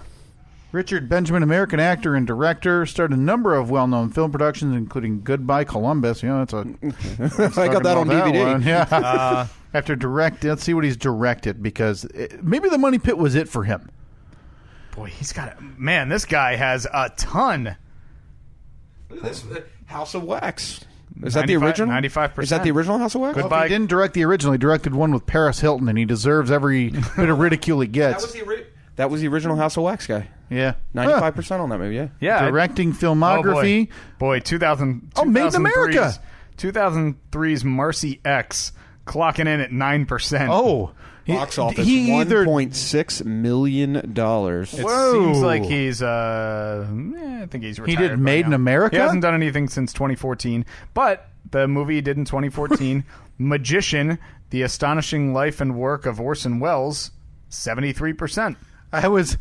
Here's what I just did. I confused Made in America with, what was the Coming to America? Yes. So I clicked on Made in America. Is this a movie you'd ever watch with Cowboy Ted Danson and Whoopi Goldberg? Ted Danson, yes. Wait, wasn't there one with J-Lo, Made in America, where she... but it was M-A-I-D. M-A-I-D-E. Yeah, and the rich man wanted to marry the maid because, you know... So it was basically like a little modern twist on... what was the movie with the prostitute?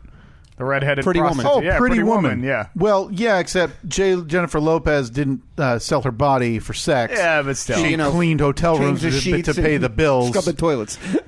Worked in paid, got a W-2. Again, important to remember, didn't sell her body for sex. Still, like, Yeah. the rich man fell in love with the, gutter people.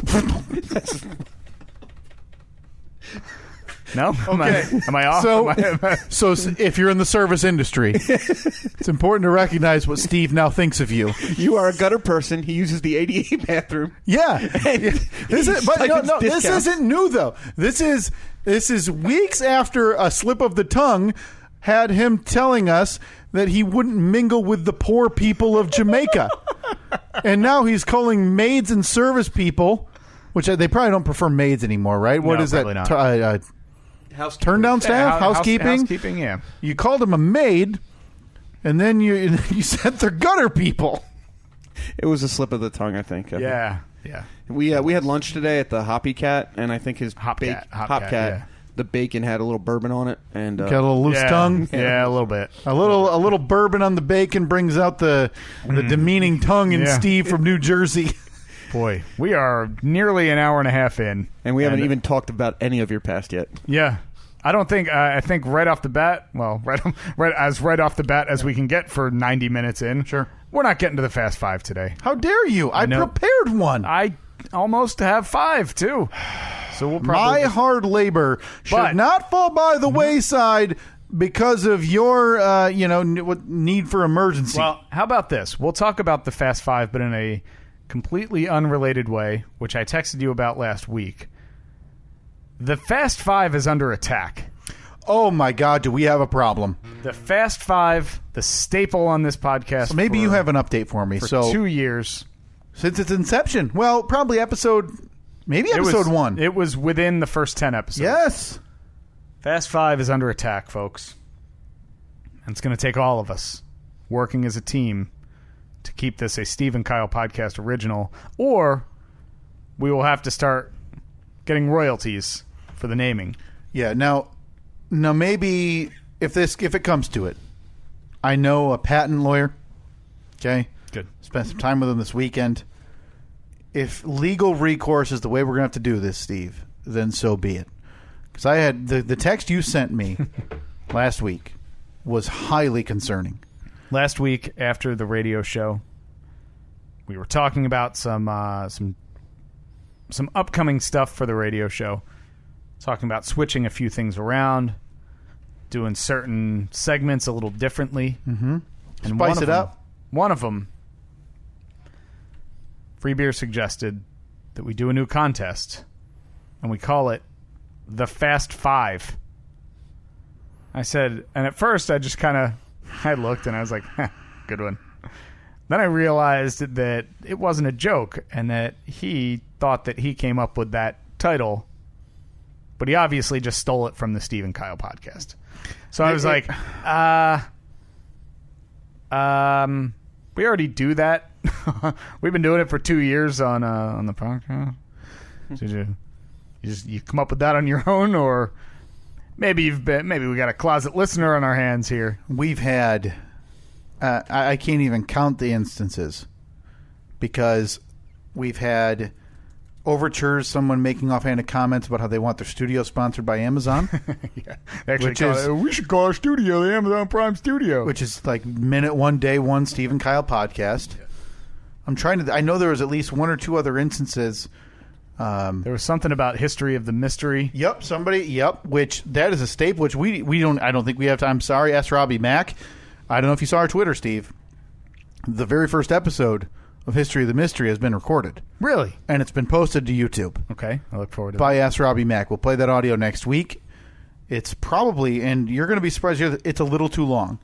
It clocks in a little under 2 minutes. Oh, boy, that is way too long. You need to cut it in half, Ask Robbie Mack. You got a week to recut that and get it back to actually, us. I want to hear it. I want to hear it as We'll play it. But a minute, in fairness, a minute of it is intro music. Oh, okay. So, it really flows well. Did he write, is it like an original score? Oh, there's no chance. We probably won't even be able to play it, now that I think about it, without giving credit to wherever he stole the music from. All right. And now we have this, the Fast Five. Yeah. The next thing, one of them's going to mention this hot new composer, Kevin MacLeod. Like, hey, guys, I found this new song, Malt Shop Bop. Yeah, either they're going to be like, hey, Steve, you know what I think would be funny? You should learn the piano. It's a great bit. Yeah, right? Great Come on. bit, right? How funny would that be? We'll give you a few hours. I don't know, maybe 6. So we will not go quietly into the night on this. No, I promise you. Fast Five remains, unless, like I said, they want to make a healthy contribution in money to our pockets. Yeah, that's the only way that's getting farmed out. What I think we need to do is mobilize Steve and Kyle Army. Mm-hmm. We need to get them to attack, bad frame words, to have a conversation with open the dialogue. The hosts of this side gig that you work at. Shall not be named until this is resolved in a court. Please tweet them. Let's see, we need a hashtag. Hashtag not the real Fast Five. Oh, yeah, that's good. Because they're scam artists. Oh, hashtag Fake Five. Hashtag Fake Five. That's what it is. All of the hosts of that show, all the hosts, all the underlings, whatever part-timers you can find under the rocks that they pay, do whatever you got to do. What do you got, like 16 part-timers now? One holds a door open, one turns the lights on, and one acts like she's screening phone calls? Yeah. Okay, good. One shovels the parking lot when it snows, even when it doesn't snow. The other one drives Freebeer's Jeep around in circles so he doesn't get a parking ticket. All right, so tweeted all of them, hashtag Fake Five. Please help us this week. Hashtag no thanks, hashtag Fake Five. We will not go quietly into the night. Bill Pullman said it best. Yes, he did. I don't know. I get goosebumps every Bill Pullman? Oh, that was, no. Mr. President. Yeah, sorry. I apologize. Not just Bill Pullman. Hey, Bill, pull him. Not just Bill Pullman. He's Mr. from New Jersey. President. He's from New Jersey, you say. All right, so while we have Doug here, originally we had said that we wanted to have Doug on to tell all of the embarrassing stories that happened to me when I was a young child. Yeah. Feel as though we probably don't have time for all of them, but I bet we can get a couple of them in because we'll probably got another 15 minutes or so. Well, yeah, if you're going to, take the rug out from under my feet and pull the Fast Five from me against my will, it's fine. We got to talk. We got to mobilize our troops against the true sure, enemy. We did what was necessary. The aliens have parked their ship right over top of us, and they're just waiting for the death ray to fire down. We just need our Randy Quaid. Our Randy Quaids in airplanes. Yours, you alien. We just need our Randy Quaids to do the hard work. Yeah. Now, we want our Randy Quaids, 90s Randy's Quaid. Yeah. If we start talking early aughts Randy Quaids, I don't think you should be listening to this podcast. No. You got some issues. We go get checked out. Yeah. So, Doug, I think first and foremost, it's important to get anything out of you regarding I'm gonna back up. It's the hottest story on this podcast the last month or so. And that is Steve and, your former boss, Jack, dying before Steve had a chance to properly apologize to act like the jerk he was. Where do you stand? Now, you worked with Steve. He told us the tale. You guys were all the night crew, and you'd get your... Best gig ever. Right. Yeah, we were the Saturday 3 to 11 crew. Yep, and you'd rush your work down in the first 4 hours. It was me, Doug, our buddy Eli, Mike, John. Yeah, Mike was there. Jeremy, Clay. Mm-hmm. Oh, it was and Jim Green and Jim and Jim. Yeah. So we were all of us are high school kids. Yeah. The guy that they left in charge, Jeremy, was also a high school kid, but he was a manager somehow. So was it high school kid like older brother high school kid? So it's like, hey, he's a senior, you're freshman. Yeah, he was like a year ahead of us. Okay. But yeah, so on Saturday around 4 o'clock, 5 o'clock, if any of the veterans were still there, they were out the door at 5 o'clock. Sure. So after they left, all hell broke loose at that place because we did nothing. We sat in the break room. We stole food from the bakery. I have to disagree with that, though, because I think we went out and we killed it. That's why we were left alone all the time. We did, yeah. Because like I said to Kyle last week, we'd get in at 3, and we would just bust ass for the first 2 hours, 3 hours, get everything done, and then just sit around. And then the last hour, you go back out, make sure everything looks great, and you're done. You face everything. So double face or you go single face? Well, I mean, depending on how much you got to block and level, left. man. Yeah. You got to block and level. Make a wall. Yeah, so. Did he ever tell you about the 64-gallon milk spill? Oh, yeah, the high-low incident. Yeah, we heard that. Yeah, that didn't work out. About how weren't you afraid you were going to have to pay for it or something like that? Yes. All I remember is coming into work. That was kind of I would say, that was the incident that got me on Jack's... I was already on his bad side. Got me on his really bad side. I was on his bad side from literally the minute I met him, because my brother had worked with him in the past. Mm-hmm. So Mike... My brother Mike had worked with him at another store. So... Don't you disparage Mike to me. Him and I are practically brothers now. I know.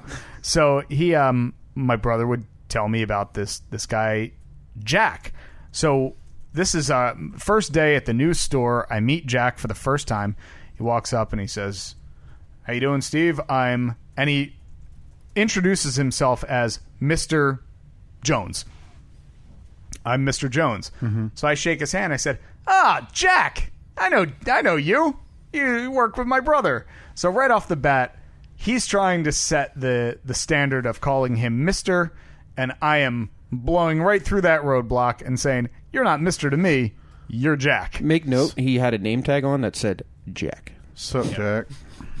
That's you. So I was like, right? hey, Jack. Sup, man? Oh, Jack, what's up, man? How are you? That's your new boss. What's up, man? How are you? Your new boss. It's my new You're boss. dropping a what's up, Yeah. wearing, your Adidas slides. No, man, I'm in full Acme uniform. Oh, you're ready to roll. You're ready to stop. I'm in my pressed slacks. Right. My nice button-down shirt. My navy blue vest. That has every concealable... It looks like Steve did not get his vest off before he threw up. Yeah. And my... A lot going on then. And my nice red tie. So I'm already off to a bad start. Then fast forward, I don't know, a couple months, couple years, maybe it all kinds of runs together. I spill 64 gallons of milk. Because which is a lot. Now do they come on? It's a freaking tidal wave of milk. They come in carts at that point. Bossies is what we call them in the biz. They were in it was in the crates? In the crate on a pallet. Mm-hmm. So okay. I had forgotten to put one of the drains back in the ground. The pallet jack hit the drain. Whoosh. Milk everywhere. I came in, and he's there. And I thought they painted the floor. That's how white it was. Did you think about cleaning it? Now, we talked about this before, I cleaned it. but Yeah, you cleaned it, right? It was a 4-hour shift. I spent 3.5 hours cleaning milk. He looked like Huck Finn, dude. He had his pants rolled up, no shoes on, riding this squeegee machine back and forth. But you mentioned that the milk, when milk spills, that's something that you don't get credit for. It's on the store. Well, no, because it was store brand. Anything store brand, if it was damaged, you didn't get credit for. So it was a big deal if you broke something that was store brand because it's just wasted money. Whereas if that had been like, Happy Land Dairy milk, yeah, I would have gotten credit for it. You said, "Hey, your stupid milk broke everywhere when he left it." So Jack obviously knew about the milk incident, and about a week... It was on camera, too. About a week later, he came to me and he said... Did you think about denying it? No, never. About a week later, he came to me and he said, Steve, just wanted to let you know, I was able to pull some strings, and we were able to get credit for that milk. Which, in hindsight now, it seems so stupid because that was 64 gallons of milk. $255. Yeah, I was going to say, they're like $3 something a gallon. Like that was a week's worth of pay for us. In my mind, though, it was this massive amount back then. In hindsight, right? So Jack came to me and he said I was able to get credit for that milk, and everything's going to be okay. And this was probably strike 2 when I was just like, oh, cool. It seems like he came to you and was kind about it. At least it wasn't like if that ever happens again, you're canned or it's coming out of your check. Yeah. He said, I took care of it for you. The only acceptable response from me is, thank you so much. Yeah. I'm sorry. It'll never happen again. What'd you give him? A hug. Ah, cool. Cool, thanks. So in Steve history, that's strike 2. Strike 3 came when after he gave me a bad review because I was in like the co-op program my senior year. Oh, right. So you went there for half your school day. Went there for half the school day, and then I would work at the store. I got a bad review, so I didn't like that. So I was like, all right, well, I'm gonna be the model employee for like the next 3 months. And I was. And a couple months later, Jack came up to me and he said, hey, I just want to let you know I've really noticed a big improvement in your work. Your attitude has been so much better. All the other managers, very happy with your work. Mm-hmm. And I just looked at him and I said, yeah, I haven't changed anything. Whatever. And he just did that like...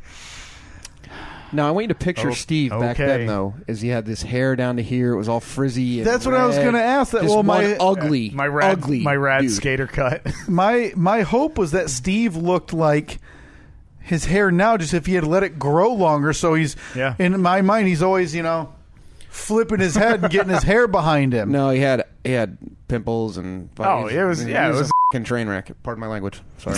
I'm learning. I'm from New Jersey. Hey, I can't help it. I'm swearing up a storm. I'm from New Jersey. Hey. Yeah. I'm from New Jersey. I can handle it. Yeah, you've been out in this Midwest village for the last 10 years, and they've changed you and molded you. So you've got hippie skater Steve watching Tony Hawk every night, telling his boss where to stick one. Yep. So that's another strike. Yeah. But Jack, nobody. Did you like Jack? No, Jack hated me. So Jack hated you to Jack put me on maintenance as punishment. He's like, gotta go clean toilets. And then these jerks would go around because I had to go and clean up like when there was a spill in the aisle. Yeah. They'd walk around an aisle and just knock stuff off the shelf. Oh, man, another ragu spilled in aisle 4. Can't believe it. Boy, the glass is everywhere. You're going to want to get that fixed quick, Doug. God. Yep. Oh, boy. No, okay. I was not well liked by the manager there. Yeah. My manager, my direct manager, he liked me, but yeah. Not Jack. No. So you're thinking it maybe ran... It was a Jack thing. He didn't appreciate dealing with you young punks. Yeah, Jack was... he really wanted it to be known that he was the boss. And 37-year-old me completely understands that because you're the boss. You want to have respect. Like, you demand the respect from people. So a bunch of 15, 16-year-old kids coming in and breaking stuff on purpose and, telling fart jokes to customers in line, it's not going to go over too well. So Jack wanted it to be known he was in charge, and he wasn't. And he was definitely in charge, but we just didn't, because we were stupid kids. We didn't respect him. Well, you know what they say about grocery store managers, Steve? What's that? They all die. Most of them without people being able to give an apology. Oh, Kyle, that's a low before they pass away. Yeah, but you know what? He's trying to make me feel bad for not calling Jack 20 years later out of the blue and saying, "Hey, remember me?" No. You know what Jack would have said to you? Okay. Yeah, I bet. Something. I bet he would have been. Maybe Jack has a moment. I bet he would have been the nicest person in the world to me. Yeah, and he would have eased your pain. Instead, you now get to live the remaining years with the guilt I don't know. Of never Steve, reconciling. I don't really have that guilt. You don't? You are distraught when you found out Jack had passed. So, everybody that you've ever been mean to in your life, you've gone back and apologized? No, but I don't let it beat me up like it felt like it. You let it beat you up. Well, he spent a good significant amount of his right. No, I get teenage it. years. That's what I mean. That's why we openly talked about this, Doug.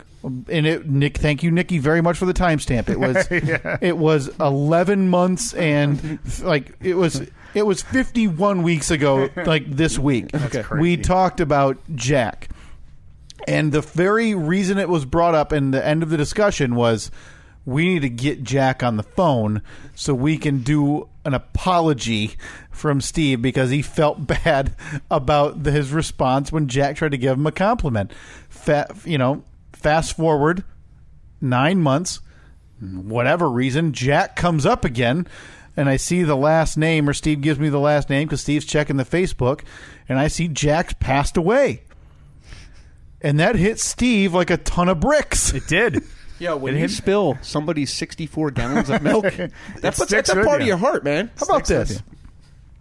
Let's get a hold of his widow. No, that is a terrible idea. No, hear me out. What about his son? Hear me out. Okay. A family member. All right. And we'll ask, was there any cause that Jack was particularly fond of? Maybe what did he pass of? Is there a research foundation? And you can donate. I'll do that. I know the I know what it is. exact cost of 64 gallons. Are we talking current price or let's go like 1990s 97 price. prices? Yeah. And we'll donate the exact cost of those 64 gallons of milk to whatever foundation or whatever in honor of Jack. I'll do that. I'll do that. The bill. New GoFundMe up at... I'll do that. New GoFundMe posted. Okay. All right. Oh, man. I'm glad we could, iron it out. Back in the day, we had this camera at where the milk incident took place. And I guess after the milk incident took place, nobody wanted to be on camera anymore. Yeah, why would you, right? You're going to try to avoid it. So that's the man. This camera was like in the most non-accessible spot. Like you would have to go behind the baler and climb up to get it in the ceiling. Yeah. Every day, somebody would hit that camera with something, so it would point down. Would you throw it from view of the camera, though? No. You throw it from the side angle, or whenever we would be driving the forklift, which technically we weren't supposed to do. Sure. You just I got to lift this pallet up really high. Yeah. Like 40 feet. Oh in the air. no, I bumped it. We used to chase each other in the back room, right? Just running back and forth. We'd run past the soda pallets. It had the 2 liters all up. Yeah. And pull your box knife. Oh, you would not. Yeah, you just clip it. Guy behind you's you getting clip it drenched because in if you do the 12-ounce cans, and if you just nick the top of it, it just you bunch of monsters. Yeah, and then people like you would have to come in and replace them all. You guys are a bunch of monsters, is what you are. Were. Well, I shouldn't say were. We got a man who threw up shirtless in a Six Flags bathroom across from me today. I don't know if he's much better than he was back then anymore. I don't know what to think anymore. We had this this guy that lived around the corner from us, and he's passed on now, but he's an old man. Steve, you're bound to die. Put that on a sticker. Old man Fenimore. And he would have these reindeer in his yard for Christmas every year, and he would have the letters that say. So it's an old man who loved Christmas. I can't wait to hear what respectful young gentlemen Steve and Doug did to these reindeer. Maybe you put bows on them. Maybe you built a paper mache Santa to sit in a sleigh. So what'd you do? So there were 4 of them. So one would, and they spelled out Noel. So it'd be N. One deer would have. One reindeer has N, one has O, one has E, one has L. So we would we'd ride our bikes there under the cover of darkness. It was around the corner from my house. Yeah, and we would just position the deer in very inappropriate positions. So Rudolph and Blitzen were blitzing, and then we would make it say Olen or Leon or something like that. Yeah. So old man Fenimore. Yeah. Doesn't have much in his life. Obviously, his kids aren't visiting, grandkids, and you decide, his joy of Christmas, which is all old man Fenimore has left, is too much for you two jerks to handle. And so you start making reindeer have sex. Only in your mind. They were doing yoga. That's what we were doing. We were putting them in yoga positions. Yeah. Now, I wonder, I'm sure it was just a sprawling neighborhood. It could have been anybody. Old man Fenimore never would have guessed it was Doug and Steve, the guy slicing open 12-packs at work, throwing milk on the floor. And Small town. do you think he knew? No, because what we would end up doing eventually is because we do it. Did you blind him too? Couldn't have him see? No, we threw a Molotov cocktail through his window. It was hilarious. He had security cameras, so we burned the house down. What do you think we did? You should have heard him scream. Man. We would go up my street and cross the street and go down to these kids that lived across the street from him and walk up their driveway and then run across to his house. And then run back to their house and then head home. Yeah. Because it was snowing, the footbirds, Any stories of your childhood about how you guys volunteered at the shelter, or had a lemonade stand, donated the Steve ever cause tell you to his, a humane society, or any of those? No. Stories about you being respectful to literally anyone other than yourself? No. Steve ever tell you his claim to fame back in his hockey days? Not NHL hockey, but because we all know there was no claim to fame. No, we're talking. That, right? We're talking Maple Shade street hockey. Whoa. Yeah. Okay. Watch out. Some roller derby. This is no street hockey, on your feet. You didn't put on rollerblades. Didn't even put on rollerblades until you saw Airborne with Seth Green. Then you're like, I'm not playing if it ain't roller hockey anymore. If it ain't roller, it ain't hockey. See you at the backbone. Yeah. Hey. The last guy to walk off that thing. Oh, come Where's on. the quote? Philip, I need you to design a shirt that says, if it ain't roller, it ain't hockey. With me screaming down Devil's Backbone. Devil's Backbone. With a hockey stick in my hand. Yeah, hockey stick in hand, red hair flowing just out of your bowl, but it's a bowl cut flow, right? So it's still got shaved here, and it's definitely. Yeah, I saw the high school graduation photo that you posted where you pointed out all of the people that you don't talk to anymore, I believe. High school, or was that college? Yeah, because you was college sweatshirts. You're trying to pick it out. College. Ray was in the photo, and we all know what happened to him. Yeah, that was. Yeah, I don't talk to just one. Frank. We've had Frank on the podcast before. Frank couldn't help swearing either. Frank. Yeah.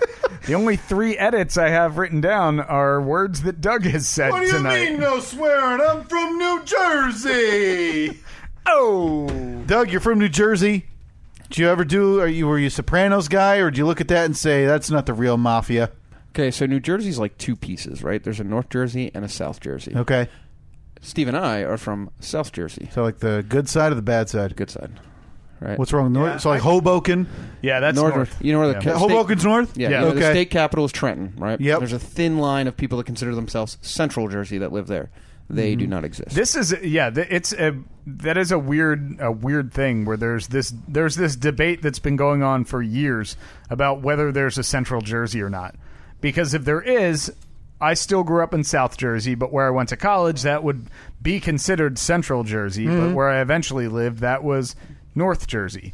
For some reason, people there are so stupid and stubborn that they can't just say, "Oh, okay, yeah, there is a Central," or "There isn't a Central." They can't just all agree on it, and everyone is so fired up about it. Yeah. Well, we're from New Jersey. I mean, who cares? Of course I'm fired up. I'm from New Jersey. Oh, we got some gabagool or what? So now that Steve is no longer a resident of New Jersey, I have to say that at Trenton and North can go to North Jersey.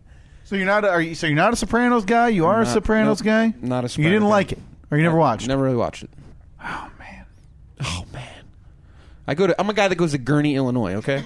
That's a good point. Yeah, you're watching Airborne. I don't know why I would think in 6 short years you'd be turning on The Sopranos. You don't just give up Airborne in 6 years and go to the dark side of The Sopranos. I want to see Kyle's Netflix history later on this week. Well, the one thing you'll find that's embarrassing is The Money Pit, and I'll show you how. It's a beautiful movie. It's a beautiful movie. Well, that's beautiful. That's awesome. I'm glad you're able to make it to the hotbed, Gurnee. So the next step is Atlanta and San Antonio, you think? Yep. What's the big one? What's the one that you'll, like for me, I'm a comic book collector, Doug. The book I want, I want the first appearance of Spider-Man. It's something I know I'll never have, though, because it's just way out of the price range. What's the roller coaster for you now? Because I know it's like always a competition, right? Internationally. Is there one you look at, China, wherever, you're like, that's the dream, but it'll never happen? Yeah, probably anything outside the country other than Canada, Never going to make the international flight for a roller coaster?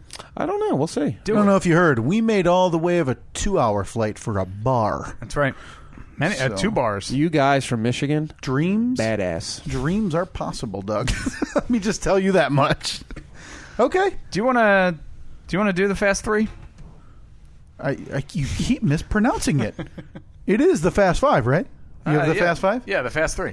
Yeah, let's do it very quickly. Okay. I do have to get home. Well, if you got to go, we can... do the one person watching on YouTube want us to do the Fast 5? Oh, is that what we're down to? Actually, no, 6. I'm sorry. 6? It did drop. We got 6. What were we at? Do we want the Fast 5 or another 15? Steve story? It's got to be a good one, though. It's got to be the most embarrassing one. So, if you have one... Well, I'm just going to say this. If anybody decides to have Steve give you the speech at your wedding as the best man... Oh, I forgot about that. Yeah, he's 0 for 2, folks, so don't... Over 2? I thought you were happy. You've told a tale... The speech was good. The speech was epic. The wedding, the marriage...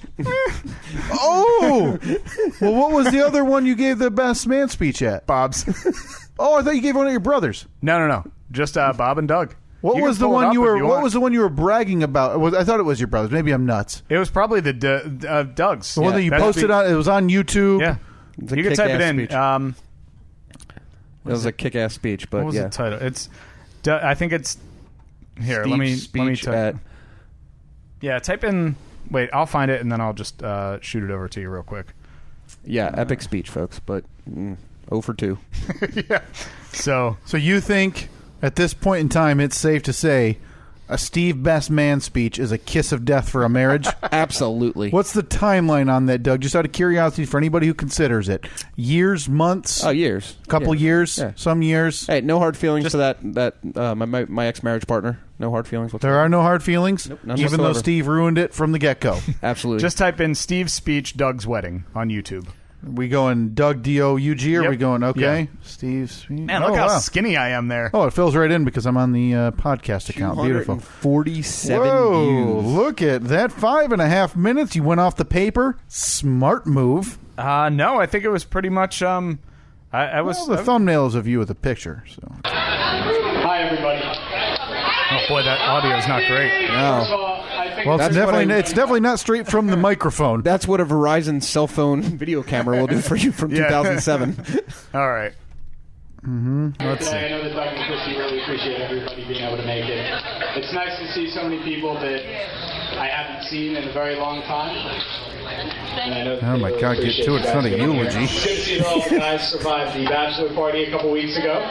Oh, man, we're going to talk about Mike a ton on that one. We're just going to fast forward to a random spot here. All right. Oh, man. I missed a big hitter. Hang on. Don't worry. I got you. Let me back it up. I got 2 words. Oh, no. I'm too far? Pause it there. Bring it back about 20 seconds or so. Okay. All right. This was a big setup. I was big talking punch. about all the fun memories that I had of Doug. Which we should have talked about all of them. And in this case, we had gone, I may say it in here, but we had, when we were 16, maybe 17 years old, for some reason my parents were okay with us driving to Rhode Island to visit my brother, who was in his, I don't know, he was at school. He was in college. At Johnson and Wales University. Okay. So we're like, let's go visit my brother. Probably ill-advised at that age. And this is when we were really into BMX. So we had convinced them, like, R.I.P. Kevin oh, Robinson. we've watched all these great videos about how great the riding is in Rhode Island, in Providence. So we want to go to Providence. Oh, we'll stay at my brother's place. So, of course, we just went there, did a little bit of riding, did a lot of drinking. Sure. So this is where, hopefully, that picks up. Oh, come on. Wooden reindeer in inappropriate positions on Old Man Tidamore's front lawn every dropping Christmas. names. I remember the road trip to my brother's apartment in Rhode Island. when Doug drank one too many Bud Ices and announced to everyone, "I got 2 words for you," and I quote, "Been there, done that." 2 words. I'm from New Jersey. Vomited in the bathtub right after. What do you mean, Carlton? I'm from New Jersey. Hey, I vomited in the bathtub right after that with my shirt on. Thank you. You don't have to take that off? No. All right. I remember being 7 years old like I am. You're at that. Did you have a big heartfelt ending, or would you I stay did, with yeah. the Yeah, punchline it joke? was a- It's yeah. phenomenal. Why don't you just put the link up on the page? People can look at it. Yeah. Play it. I could not be happier for you. Cute. Crispy. Good luck. Brought the room down. Listen to that. They're roaring. When the Cannon found me, it was always because they all knew in like 8 years. All right. Really quick, we'll do a fast 3. Oh, that's too loud. Gotta redo it? That's not loud enough at all. Here we go. Fast 5, 1, 2, 3, 4, 5, 4, 3, 2, 1. All right, I think you went first last time. Yeah, take I'm it gonna away. go first this time. John McCain. Yeah. You know what they say Oh, about U.S. senators. no, what's that? They all die. Same with grocery store managers. Yeah, it's weird. All right, It's a all right, trend. next NFL preseason. I don't know why. Oh, hot action. You're not watching. So week 3 is the dress rehearsal, Steve. Big week last week. How'd your Eagles do? I believe they lost. 5-0 to the Cleveland Browns. 5-0. That's But you embarrassing. did see that Cam Newton run, right? Oh yeah. Cam Newton fell on his face or Tried fell to on break his head. neck in a preseason game. Did you see this? Oh, no, I didn't. You need to Google that. All right, and finally SummerSlam. It feels like it's only 3. Yeah, it is. Yeah, fast 3. Trademark Pretty that. good card there, Steve. Went real late. Started at 5 p.m. That's Eastern, and that's sharp 5 p.m. for the pre-show. Mm-hmm. 13 matches taking place on the card over 6.5 hours of television programming. Mm-hmm. All for the coronation of our new savior, Roman Reigns, the new Universal Champion. I know you were watching. Yeah. You were sitting there. A couple Before great that, matches. we had NFL preseason. yeah, week 3 in the books, man. How'd your Lions end up? I was ugly. I was very intoxicated. We'll get more into that next week to recap my casino trip. Oh, that's right. Yeah. And Casino tour of Michigan. thought there was an outside chance. It didn't happen that I might be yelling at the television during week 3 of the preseason. Nice. Did not happen. Yeah, embarrassing, though. And before that, John McCain. Yeah, that's can't act surprise. I mean, sure, it's a shame, but he wasn't present in Congress the last few months of the last session, if I recall. Yeah. That from everything I've read is that glioblastoma. No prison. I mean, it is a death sentence. See all the hubbub about the flag? Flags up, flags down. Afternoon, mornings.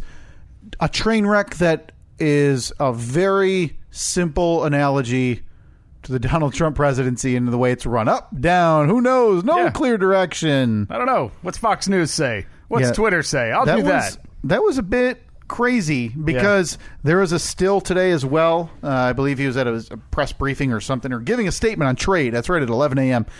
And the press tried to ask questions and said, "Hey, do you have anything to say about the passing of John McCain?" And instead, he sat there, arms folded, stone-faced, while his staff herded the press out of the Oval Office. So All right. you can tell that it's pretty, freedom of the press. You can tell it's still ugly. Yeah. Like it doesn't matter whatever his staff tweeted for him about the passing of John McCain.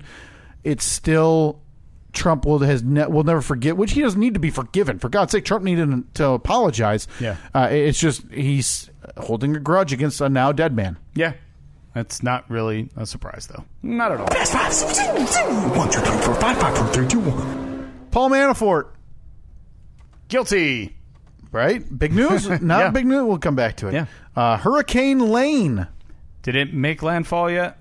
I think It's done. it was down to like a depression or a storm Yeah. outside of Hawaii. But There were like 160 mile an hour winds at one point. yeah, And they said it was going to be like one of the biggest storm. Like, I don't know if it was Katrina level, but it was massive. Yeah, you don't hear about Hawaii getting hit a lot. I wonder. It's just not at a all. weird direction. That's a crazy thing. Urban Meyer, big news of the week. Yeah, he kind of apologized, right? Oh, it's bad though. He refused to apologize to the wife, to the person, to Shelley Smith, the victim of domestic abuse. Instead, saying, "I'm sorry, we're all in this situation," which is very non-apologetic. Yeah, bad look. Bad it's look. like just enough to say he apologized. Right. 3-game suspension though. Yeah. People still upset he didn't lose his job. I don't know. I'm not the moral arbiter here. Right. This does feel like obviously football took precedence there at Ohio State over any moral matters. Mm-hmm. National Draft Day. Yesterday, Steve. You there? Yeah, of course I was. Yeah, I was in a bathroom stall in Kearney, Illinois.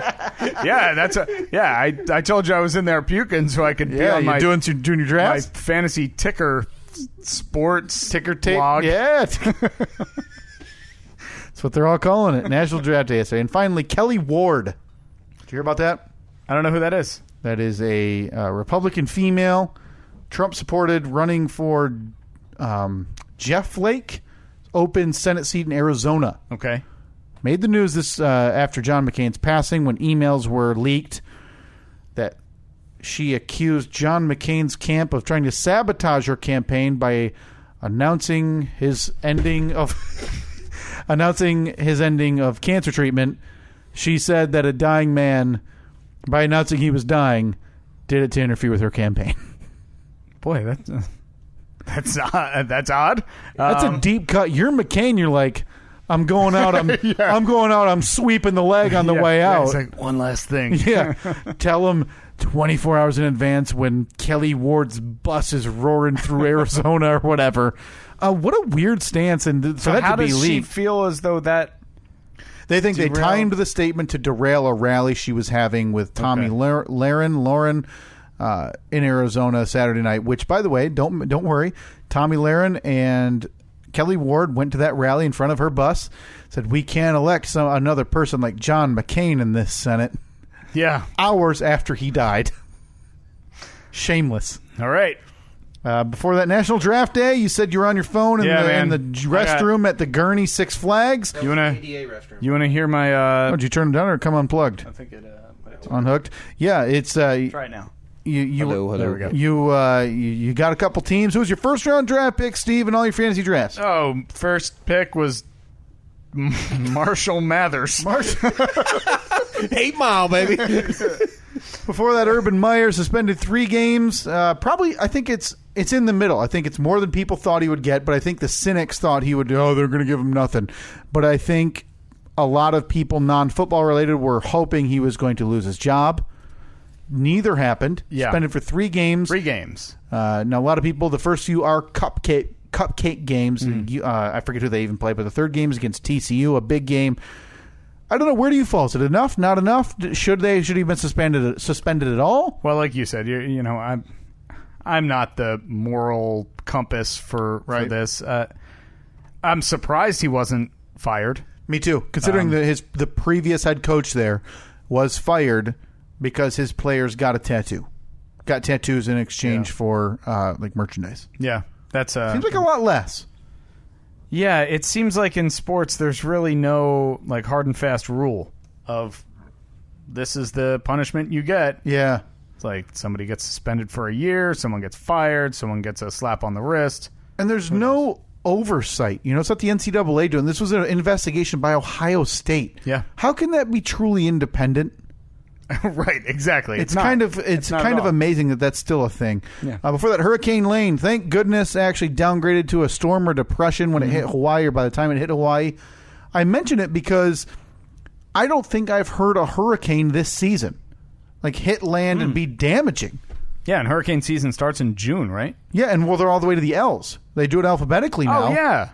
Wait, they don't just pick up from where they left off the previous every year? season starts at A, and they release the names. That's a real screw job for like all the R-named hurricanes. Yeah, I mean, like, you think R's bad. How about the Hurricane W's? Steve. What about Yeah. William? William's been waiting for, years. Yeah. And that poor guy you is just Google- hoping for some death. Can you Google Hurricane William, see if we had one? Well, you know what? They probably were before they started going in alphabetical.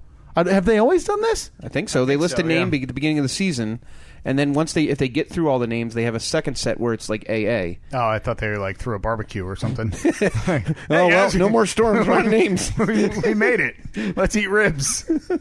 Second with the letter B. So on today. What is the highest letter hurricane? Here we go. Hurricane Wilma. Oh, yeah, Wilma. Strongest ever recorded, in but the also 80s, the right? highest letter, reaching intensity of whatever in 2005. Yeah, right, 80s. Only 25 years off there, Doug. I'm from New Jersey. Oh, hey. New we have Jersey. hurricanes in New Jersey. I'm from New Jersey. So- we had an S. We had Sandy. Yeah. So the X, Y, and Z get the shaft every year.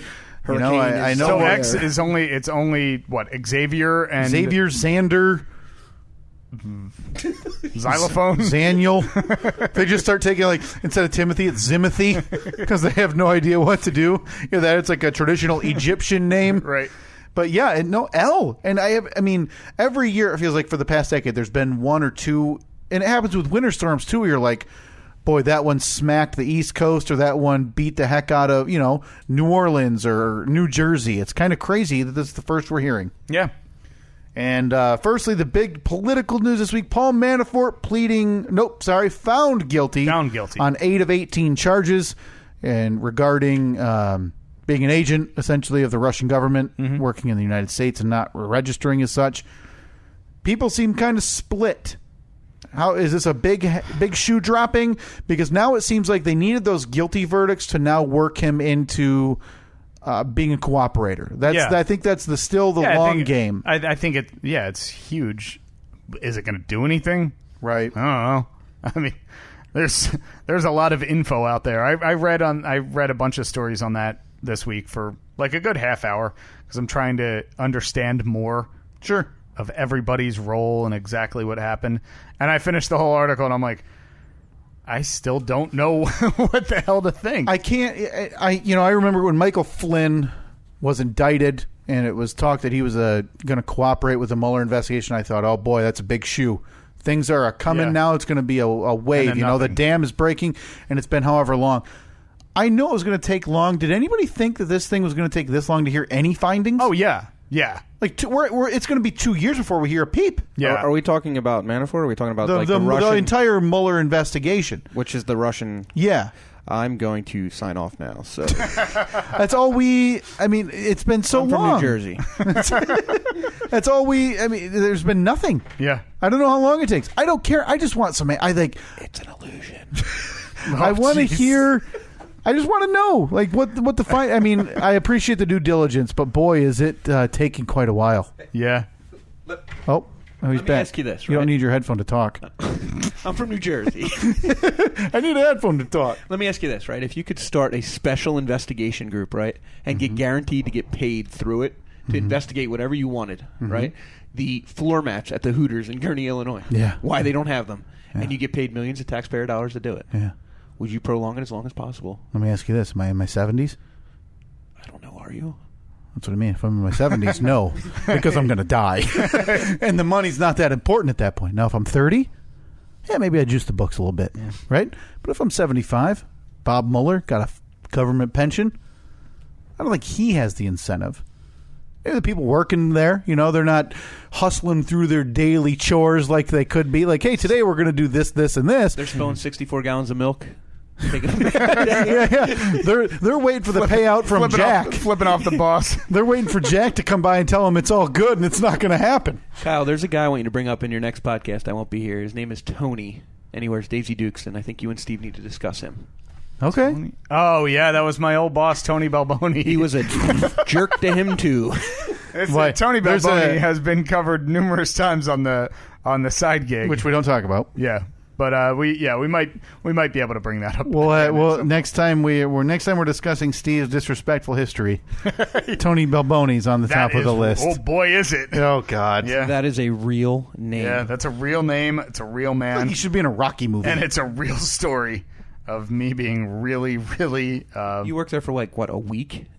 Yeah, a couple weeks, I think. Boy, that was a quick turnaround. Yeah. All right, that's it. All right, that is. We gotta get the heck out of here. Yep. It's way too late on a Monday night. Thank you all. Thank you, Doug, for being a special guest. Appreciate it. Shout out to Steak Fajita Tacos. What's up? Just a shout out to Steak Fajita Tacos. Okay, I have the food? Here's a Just the shout food. out to. I feel like you really Chocolate. minimized your first. Corral, Steve. I feel like you minimized your first shout out, which was to the waitresses who were bargaining for fair feet softness. by now shouting out a food. I'll say less words. Here's a shout out to Green Paint. Am I right, guys? Love Village. Love the carpet. Hey, Shout out. thanks to the 6 people who, down to 4 people. Oh, yeah, they left in the Fast Five. I think it's a train wreck. Who stuck around on YouTube. Podcast, I guess maybe we'll leave this video up on YouTube. I don't know. We'll haven't see. decided yet. But in the meantime, download, subscribe, and review the show in iTunes, the Apple Podcast app, Google Play, TuneIn, Stitcher, YouTube, Libsyn, StephenKyle.com.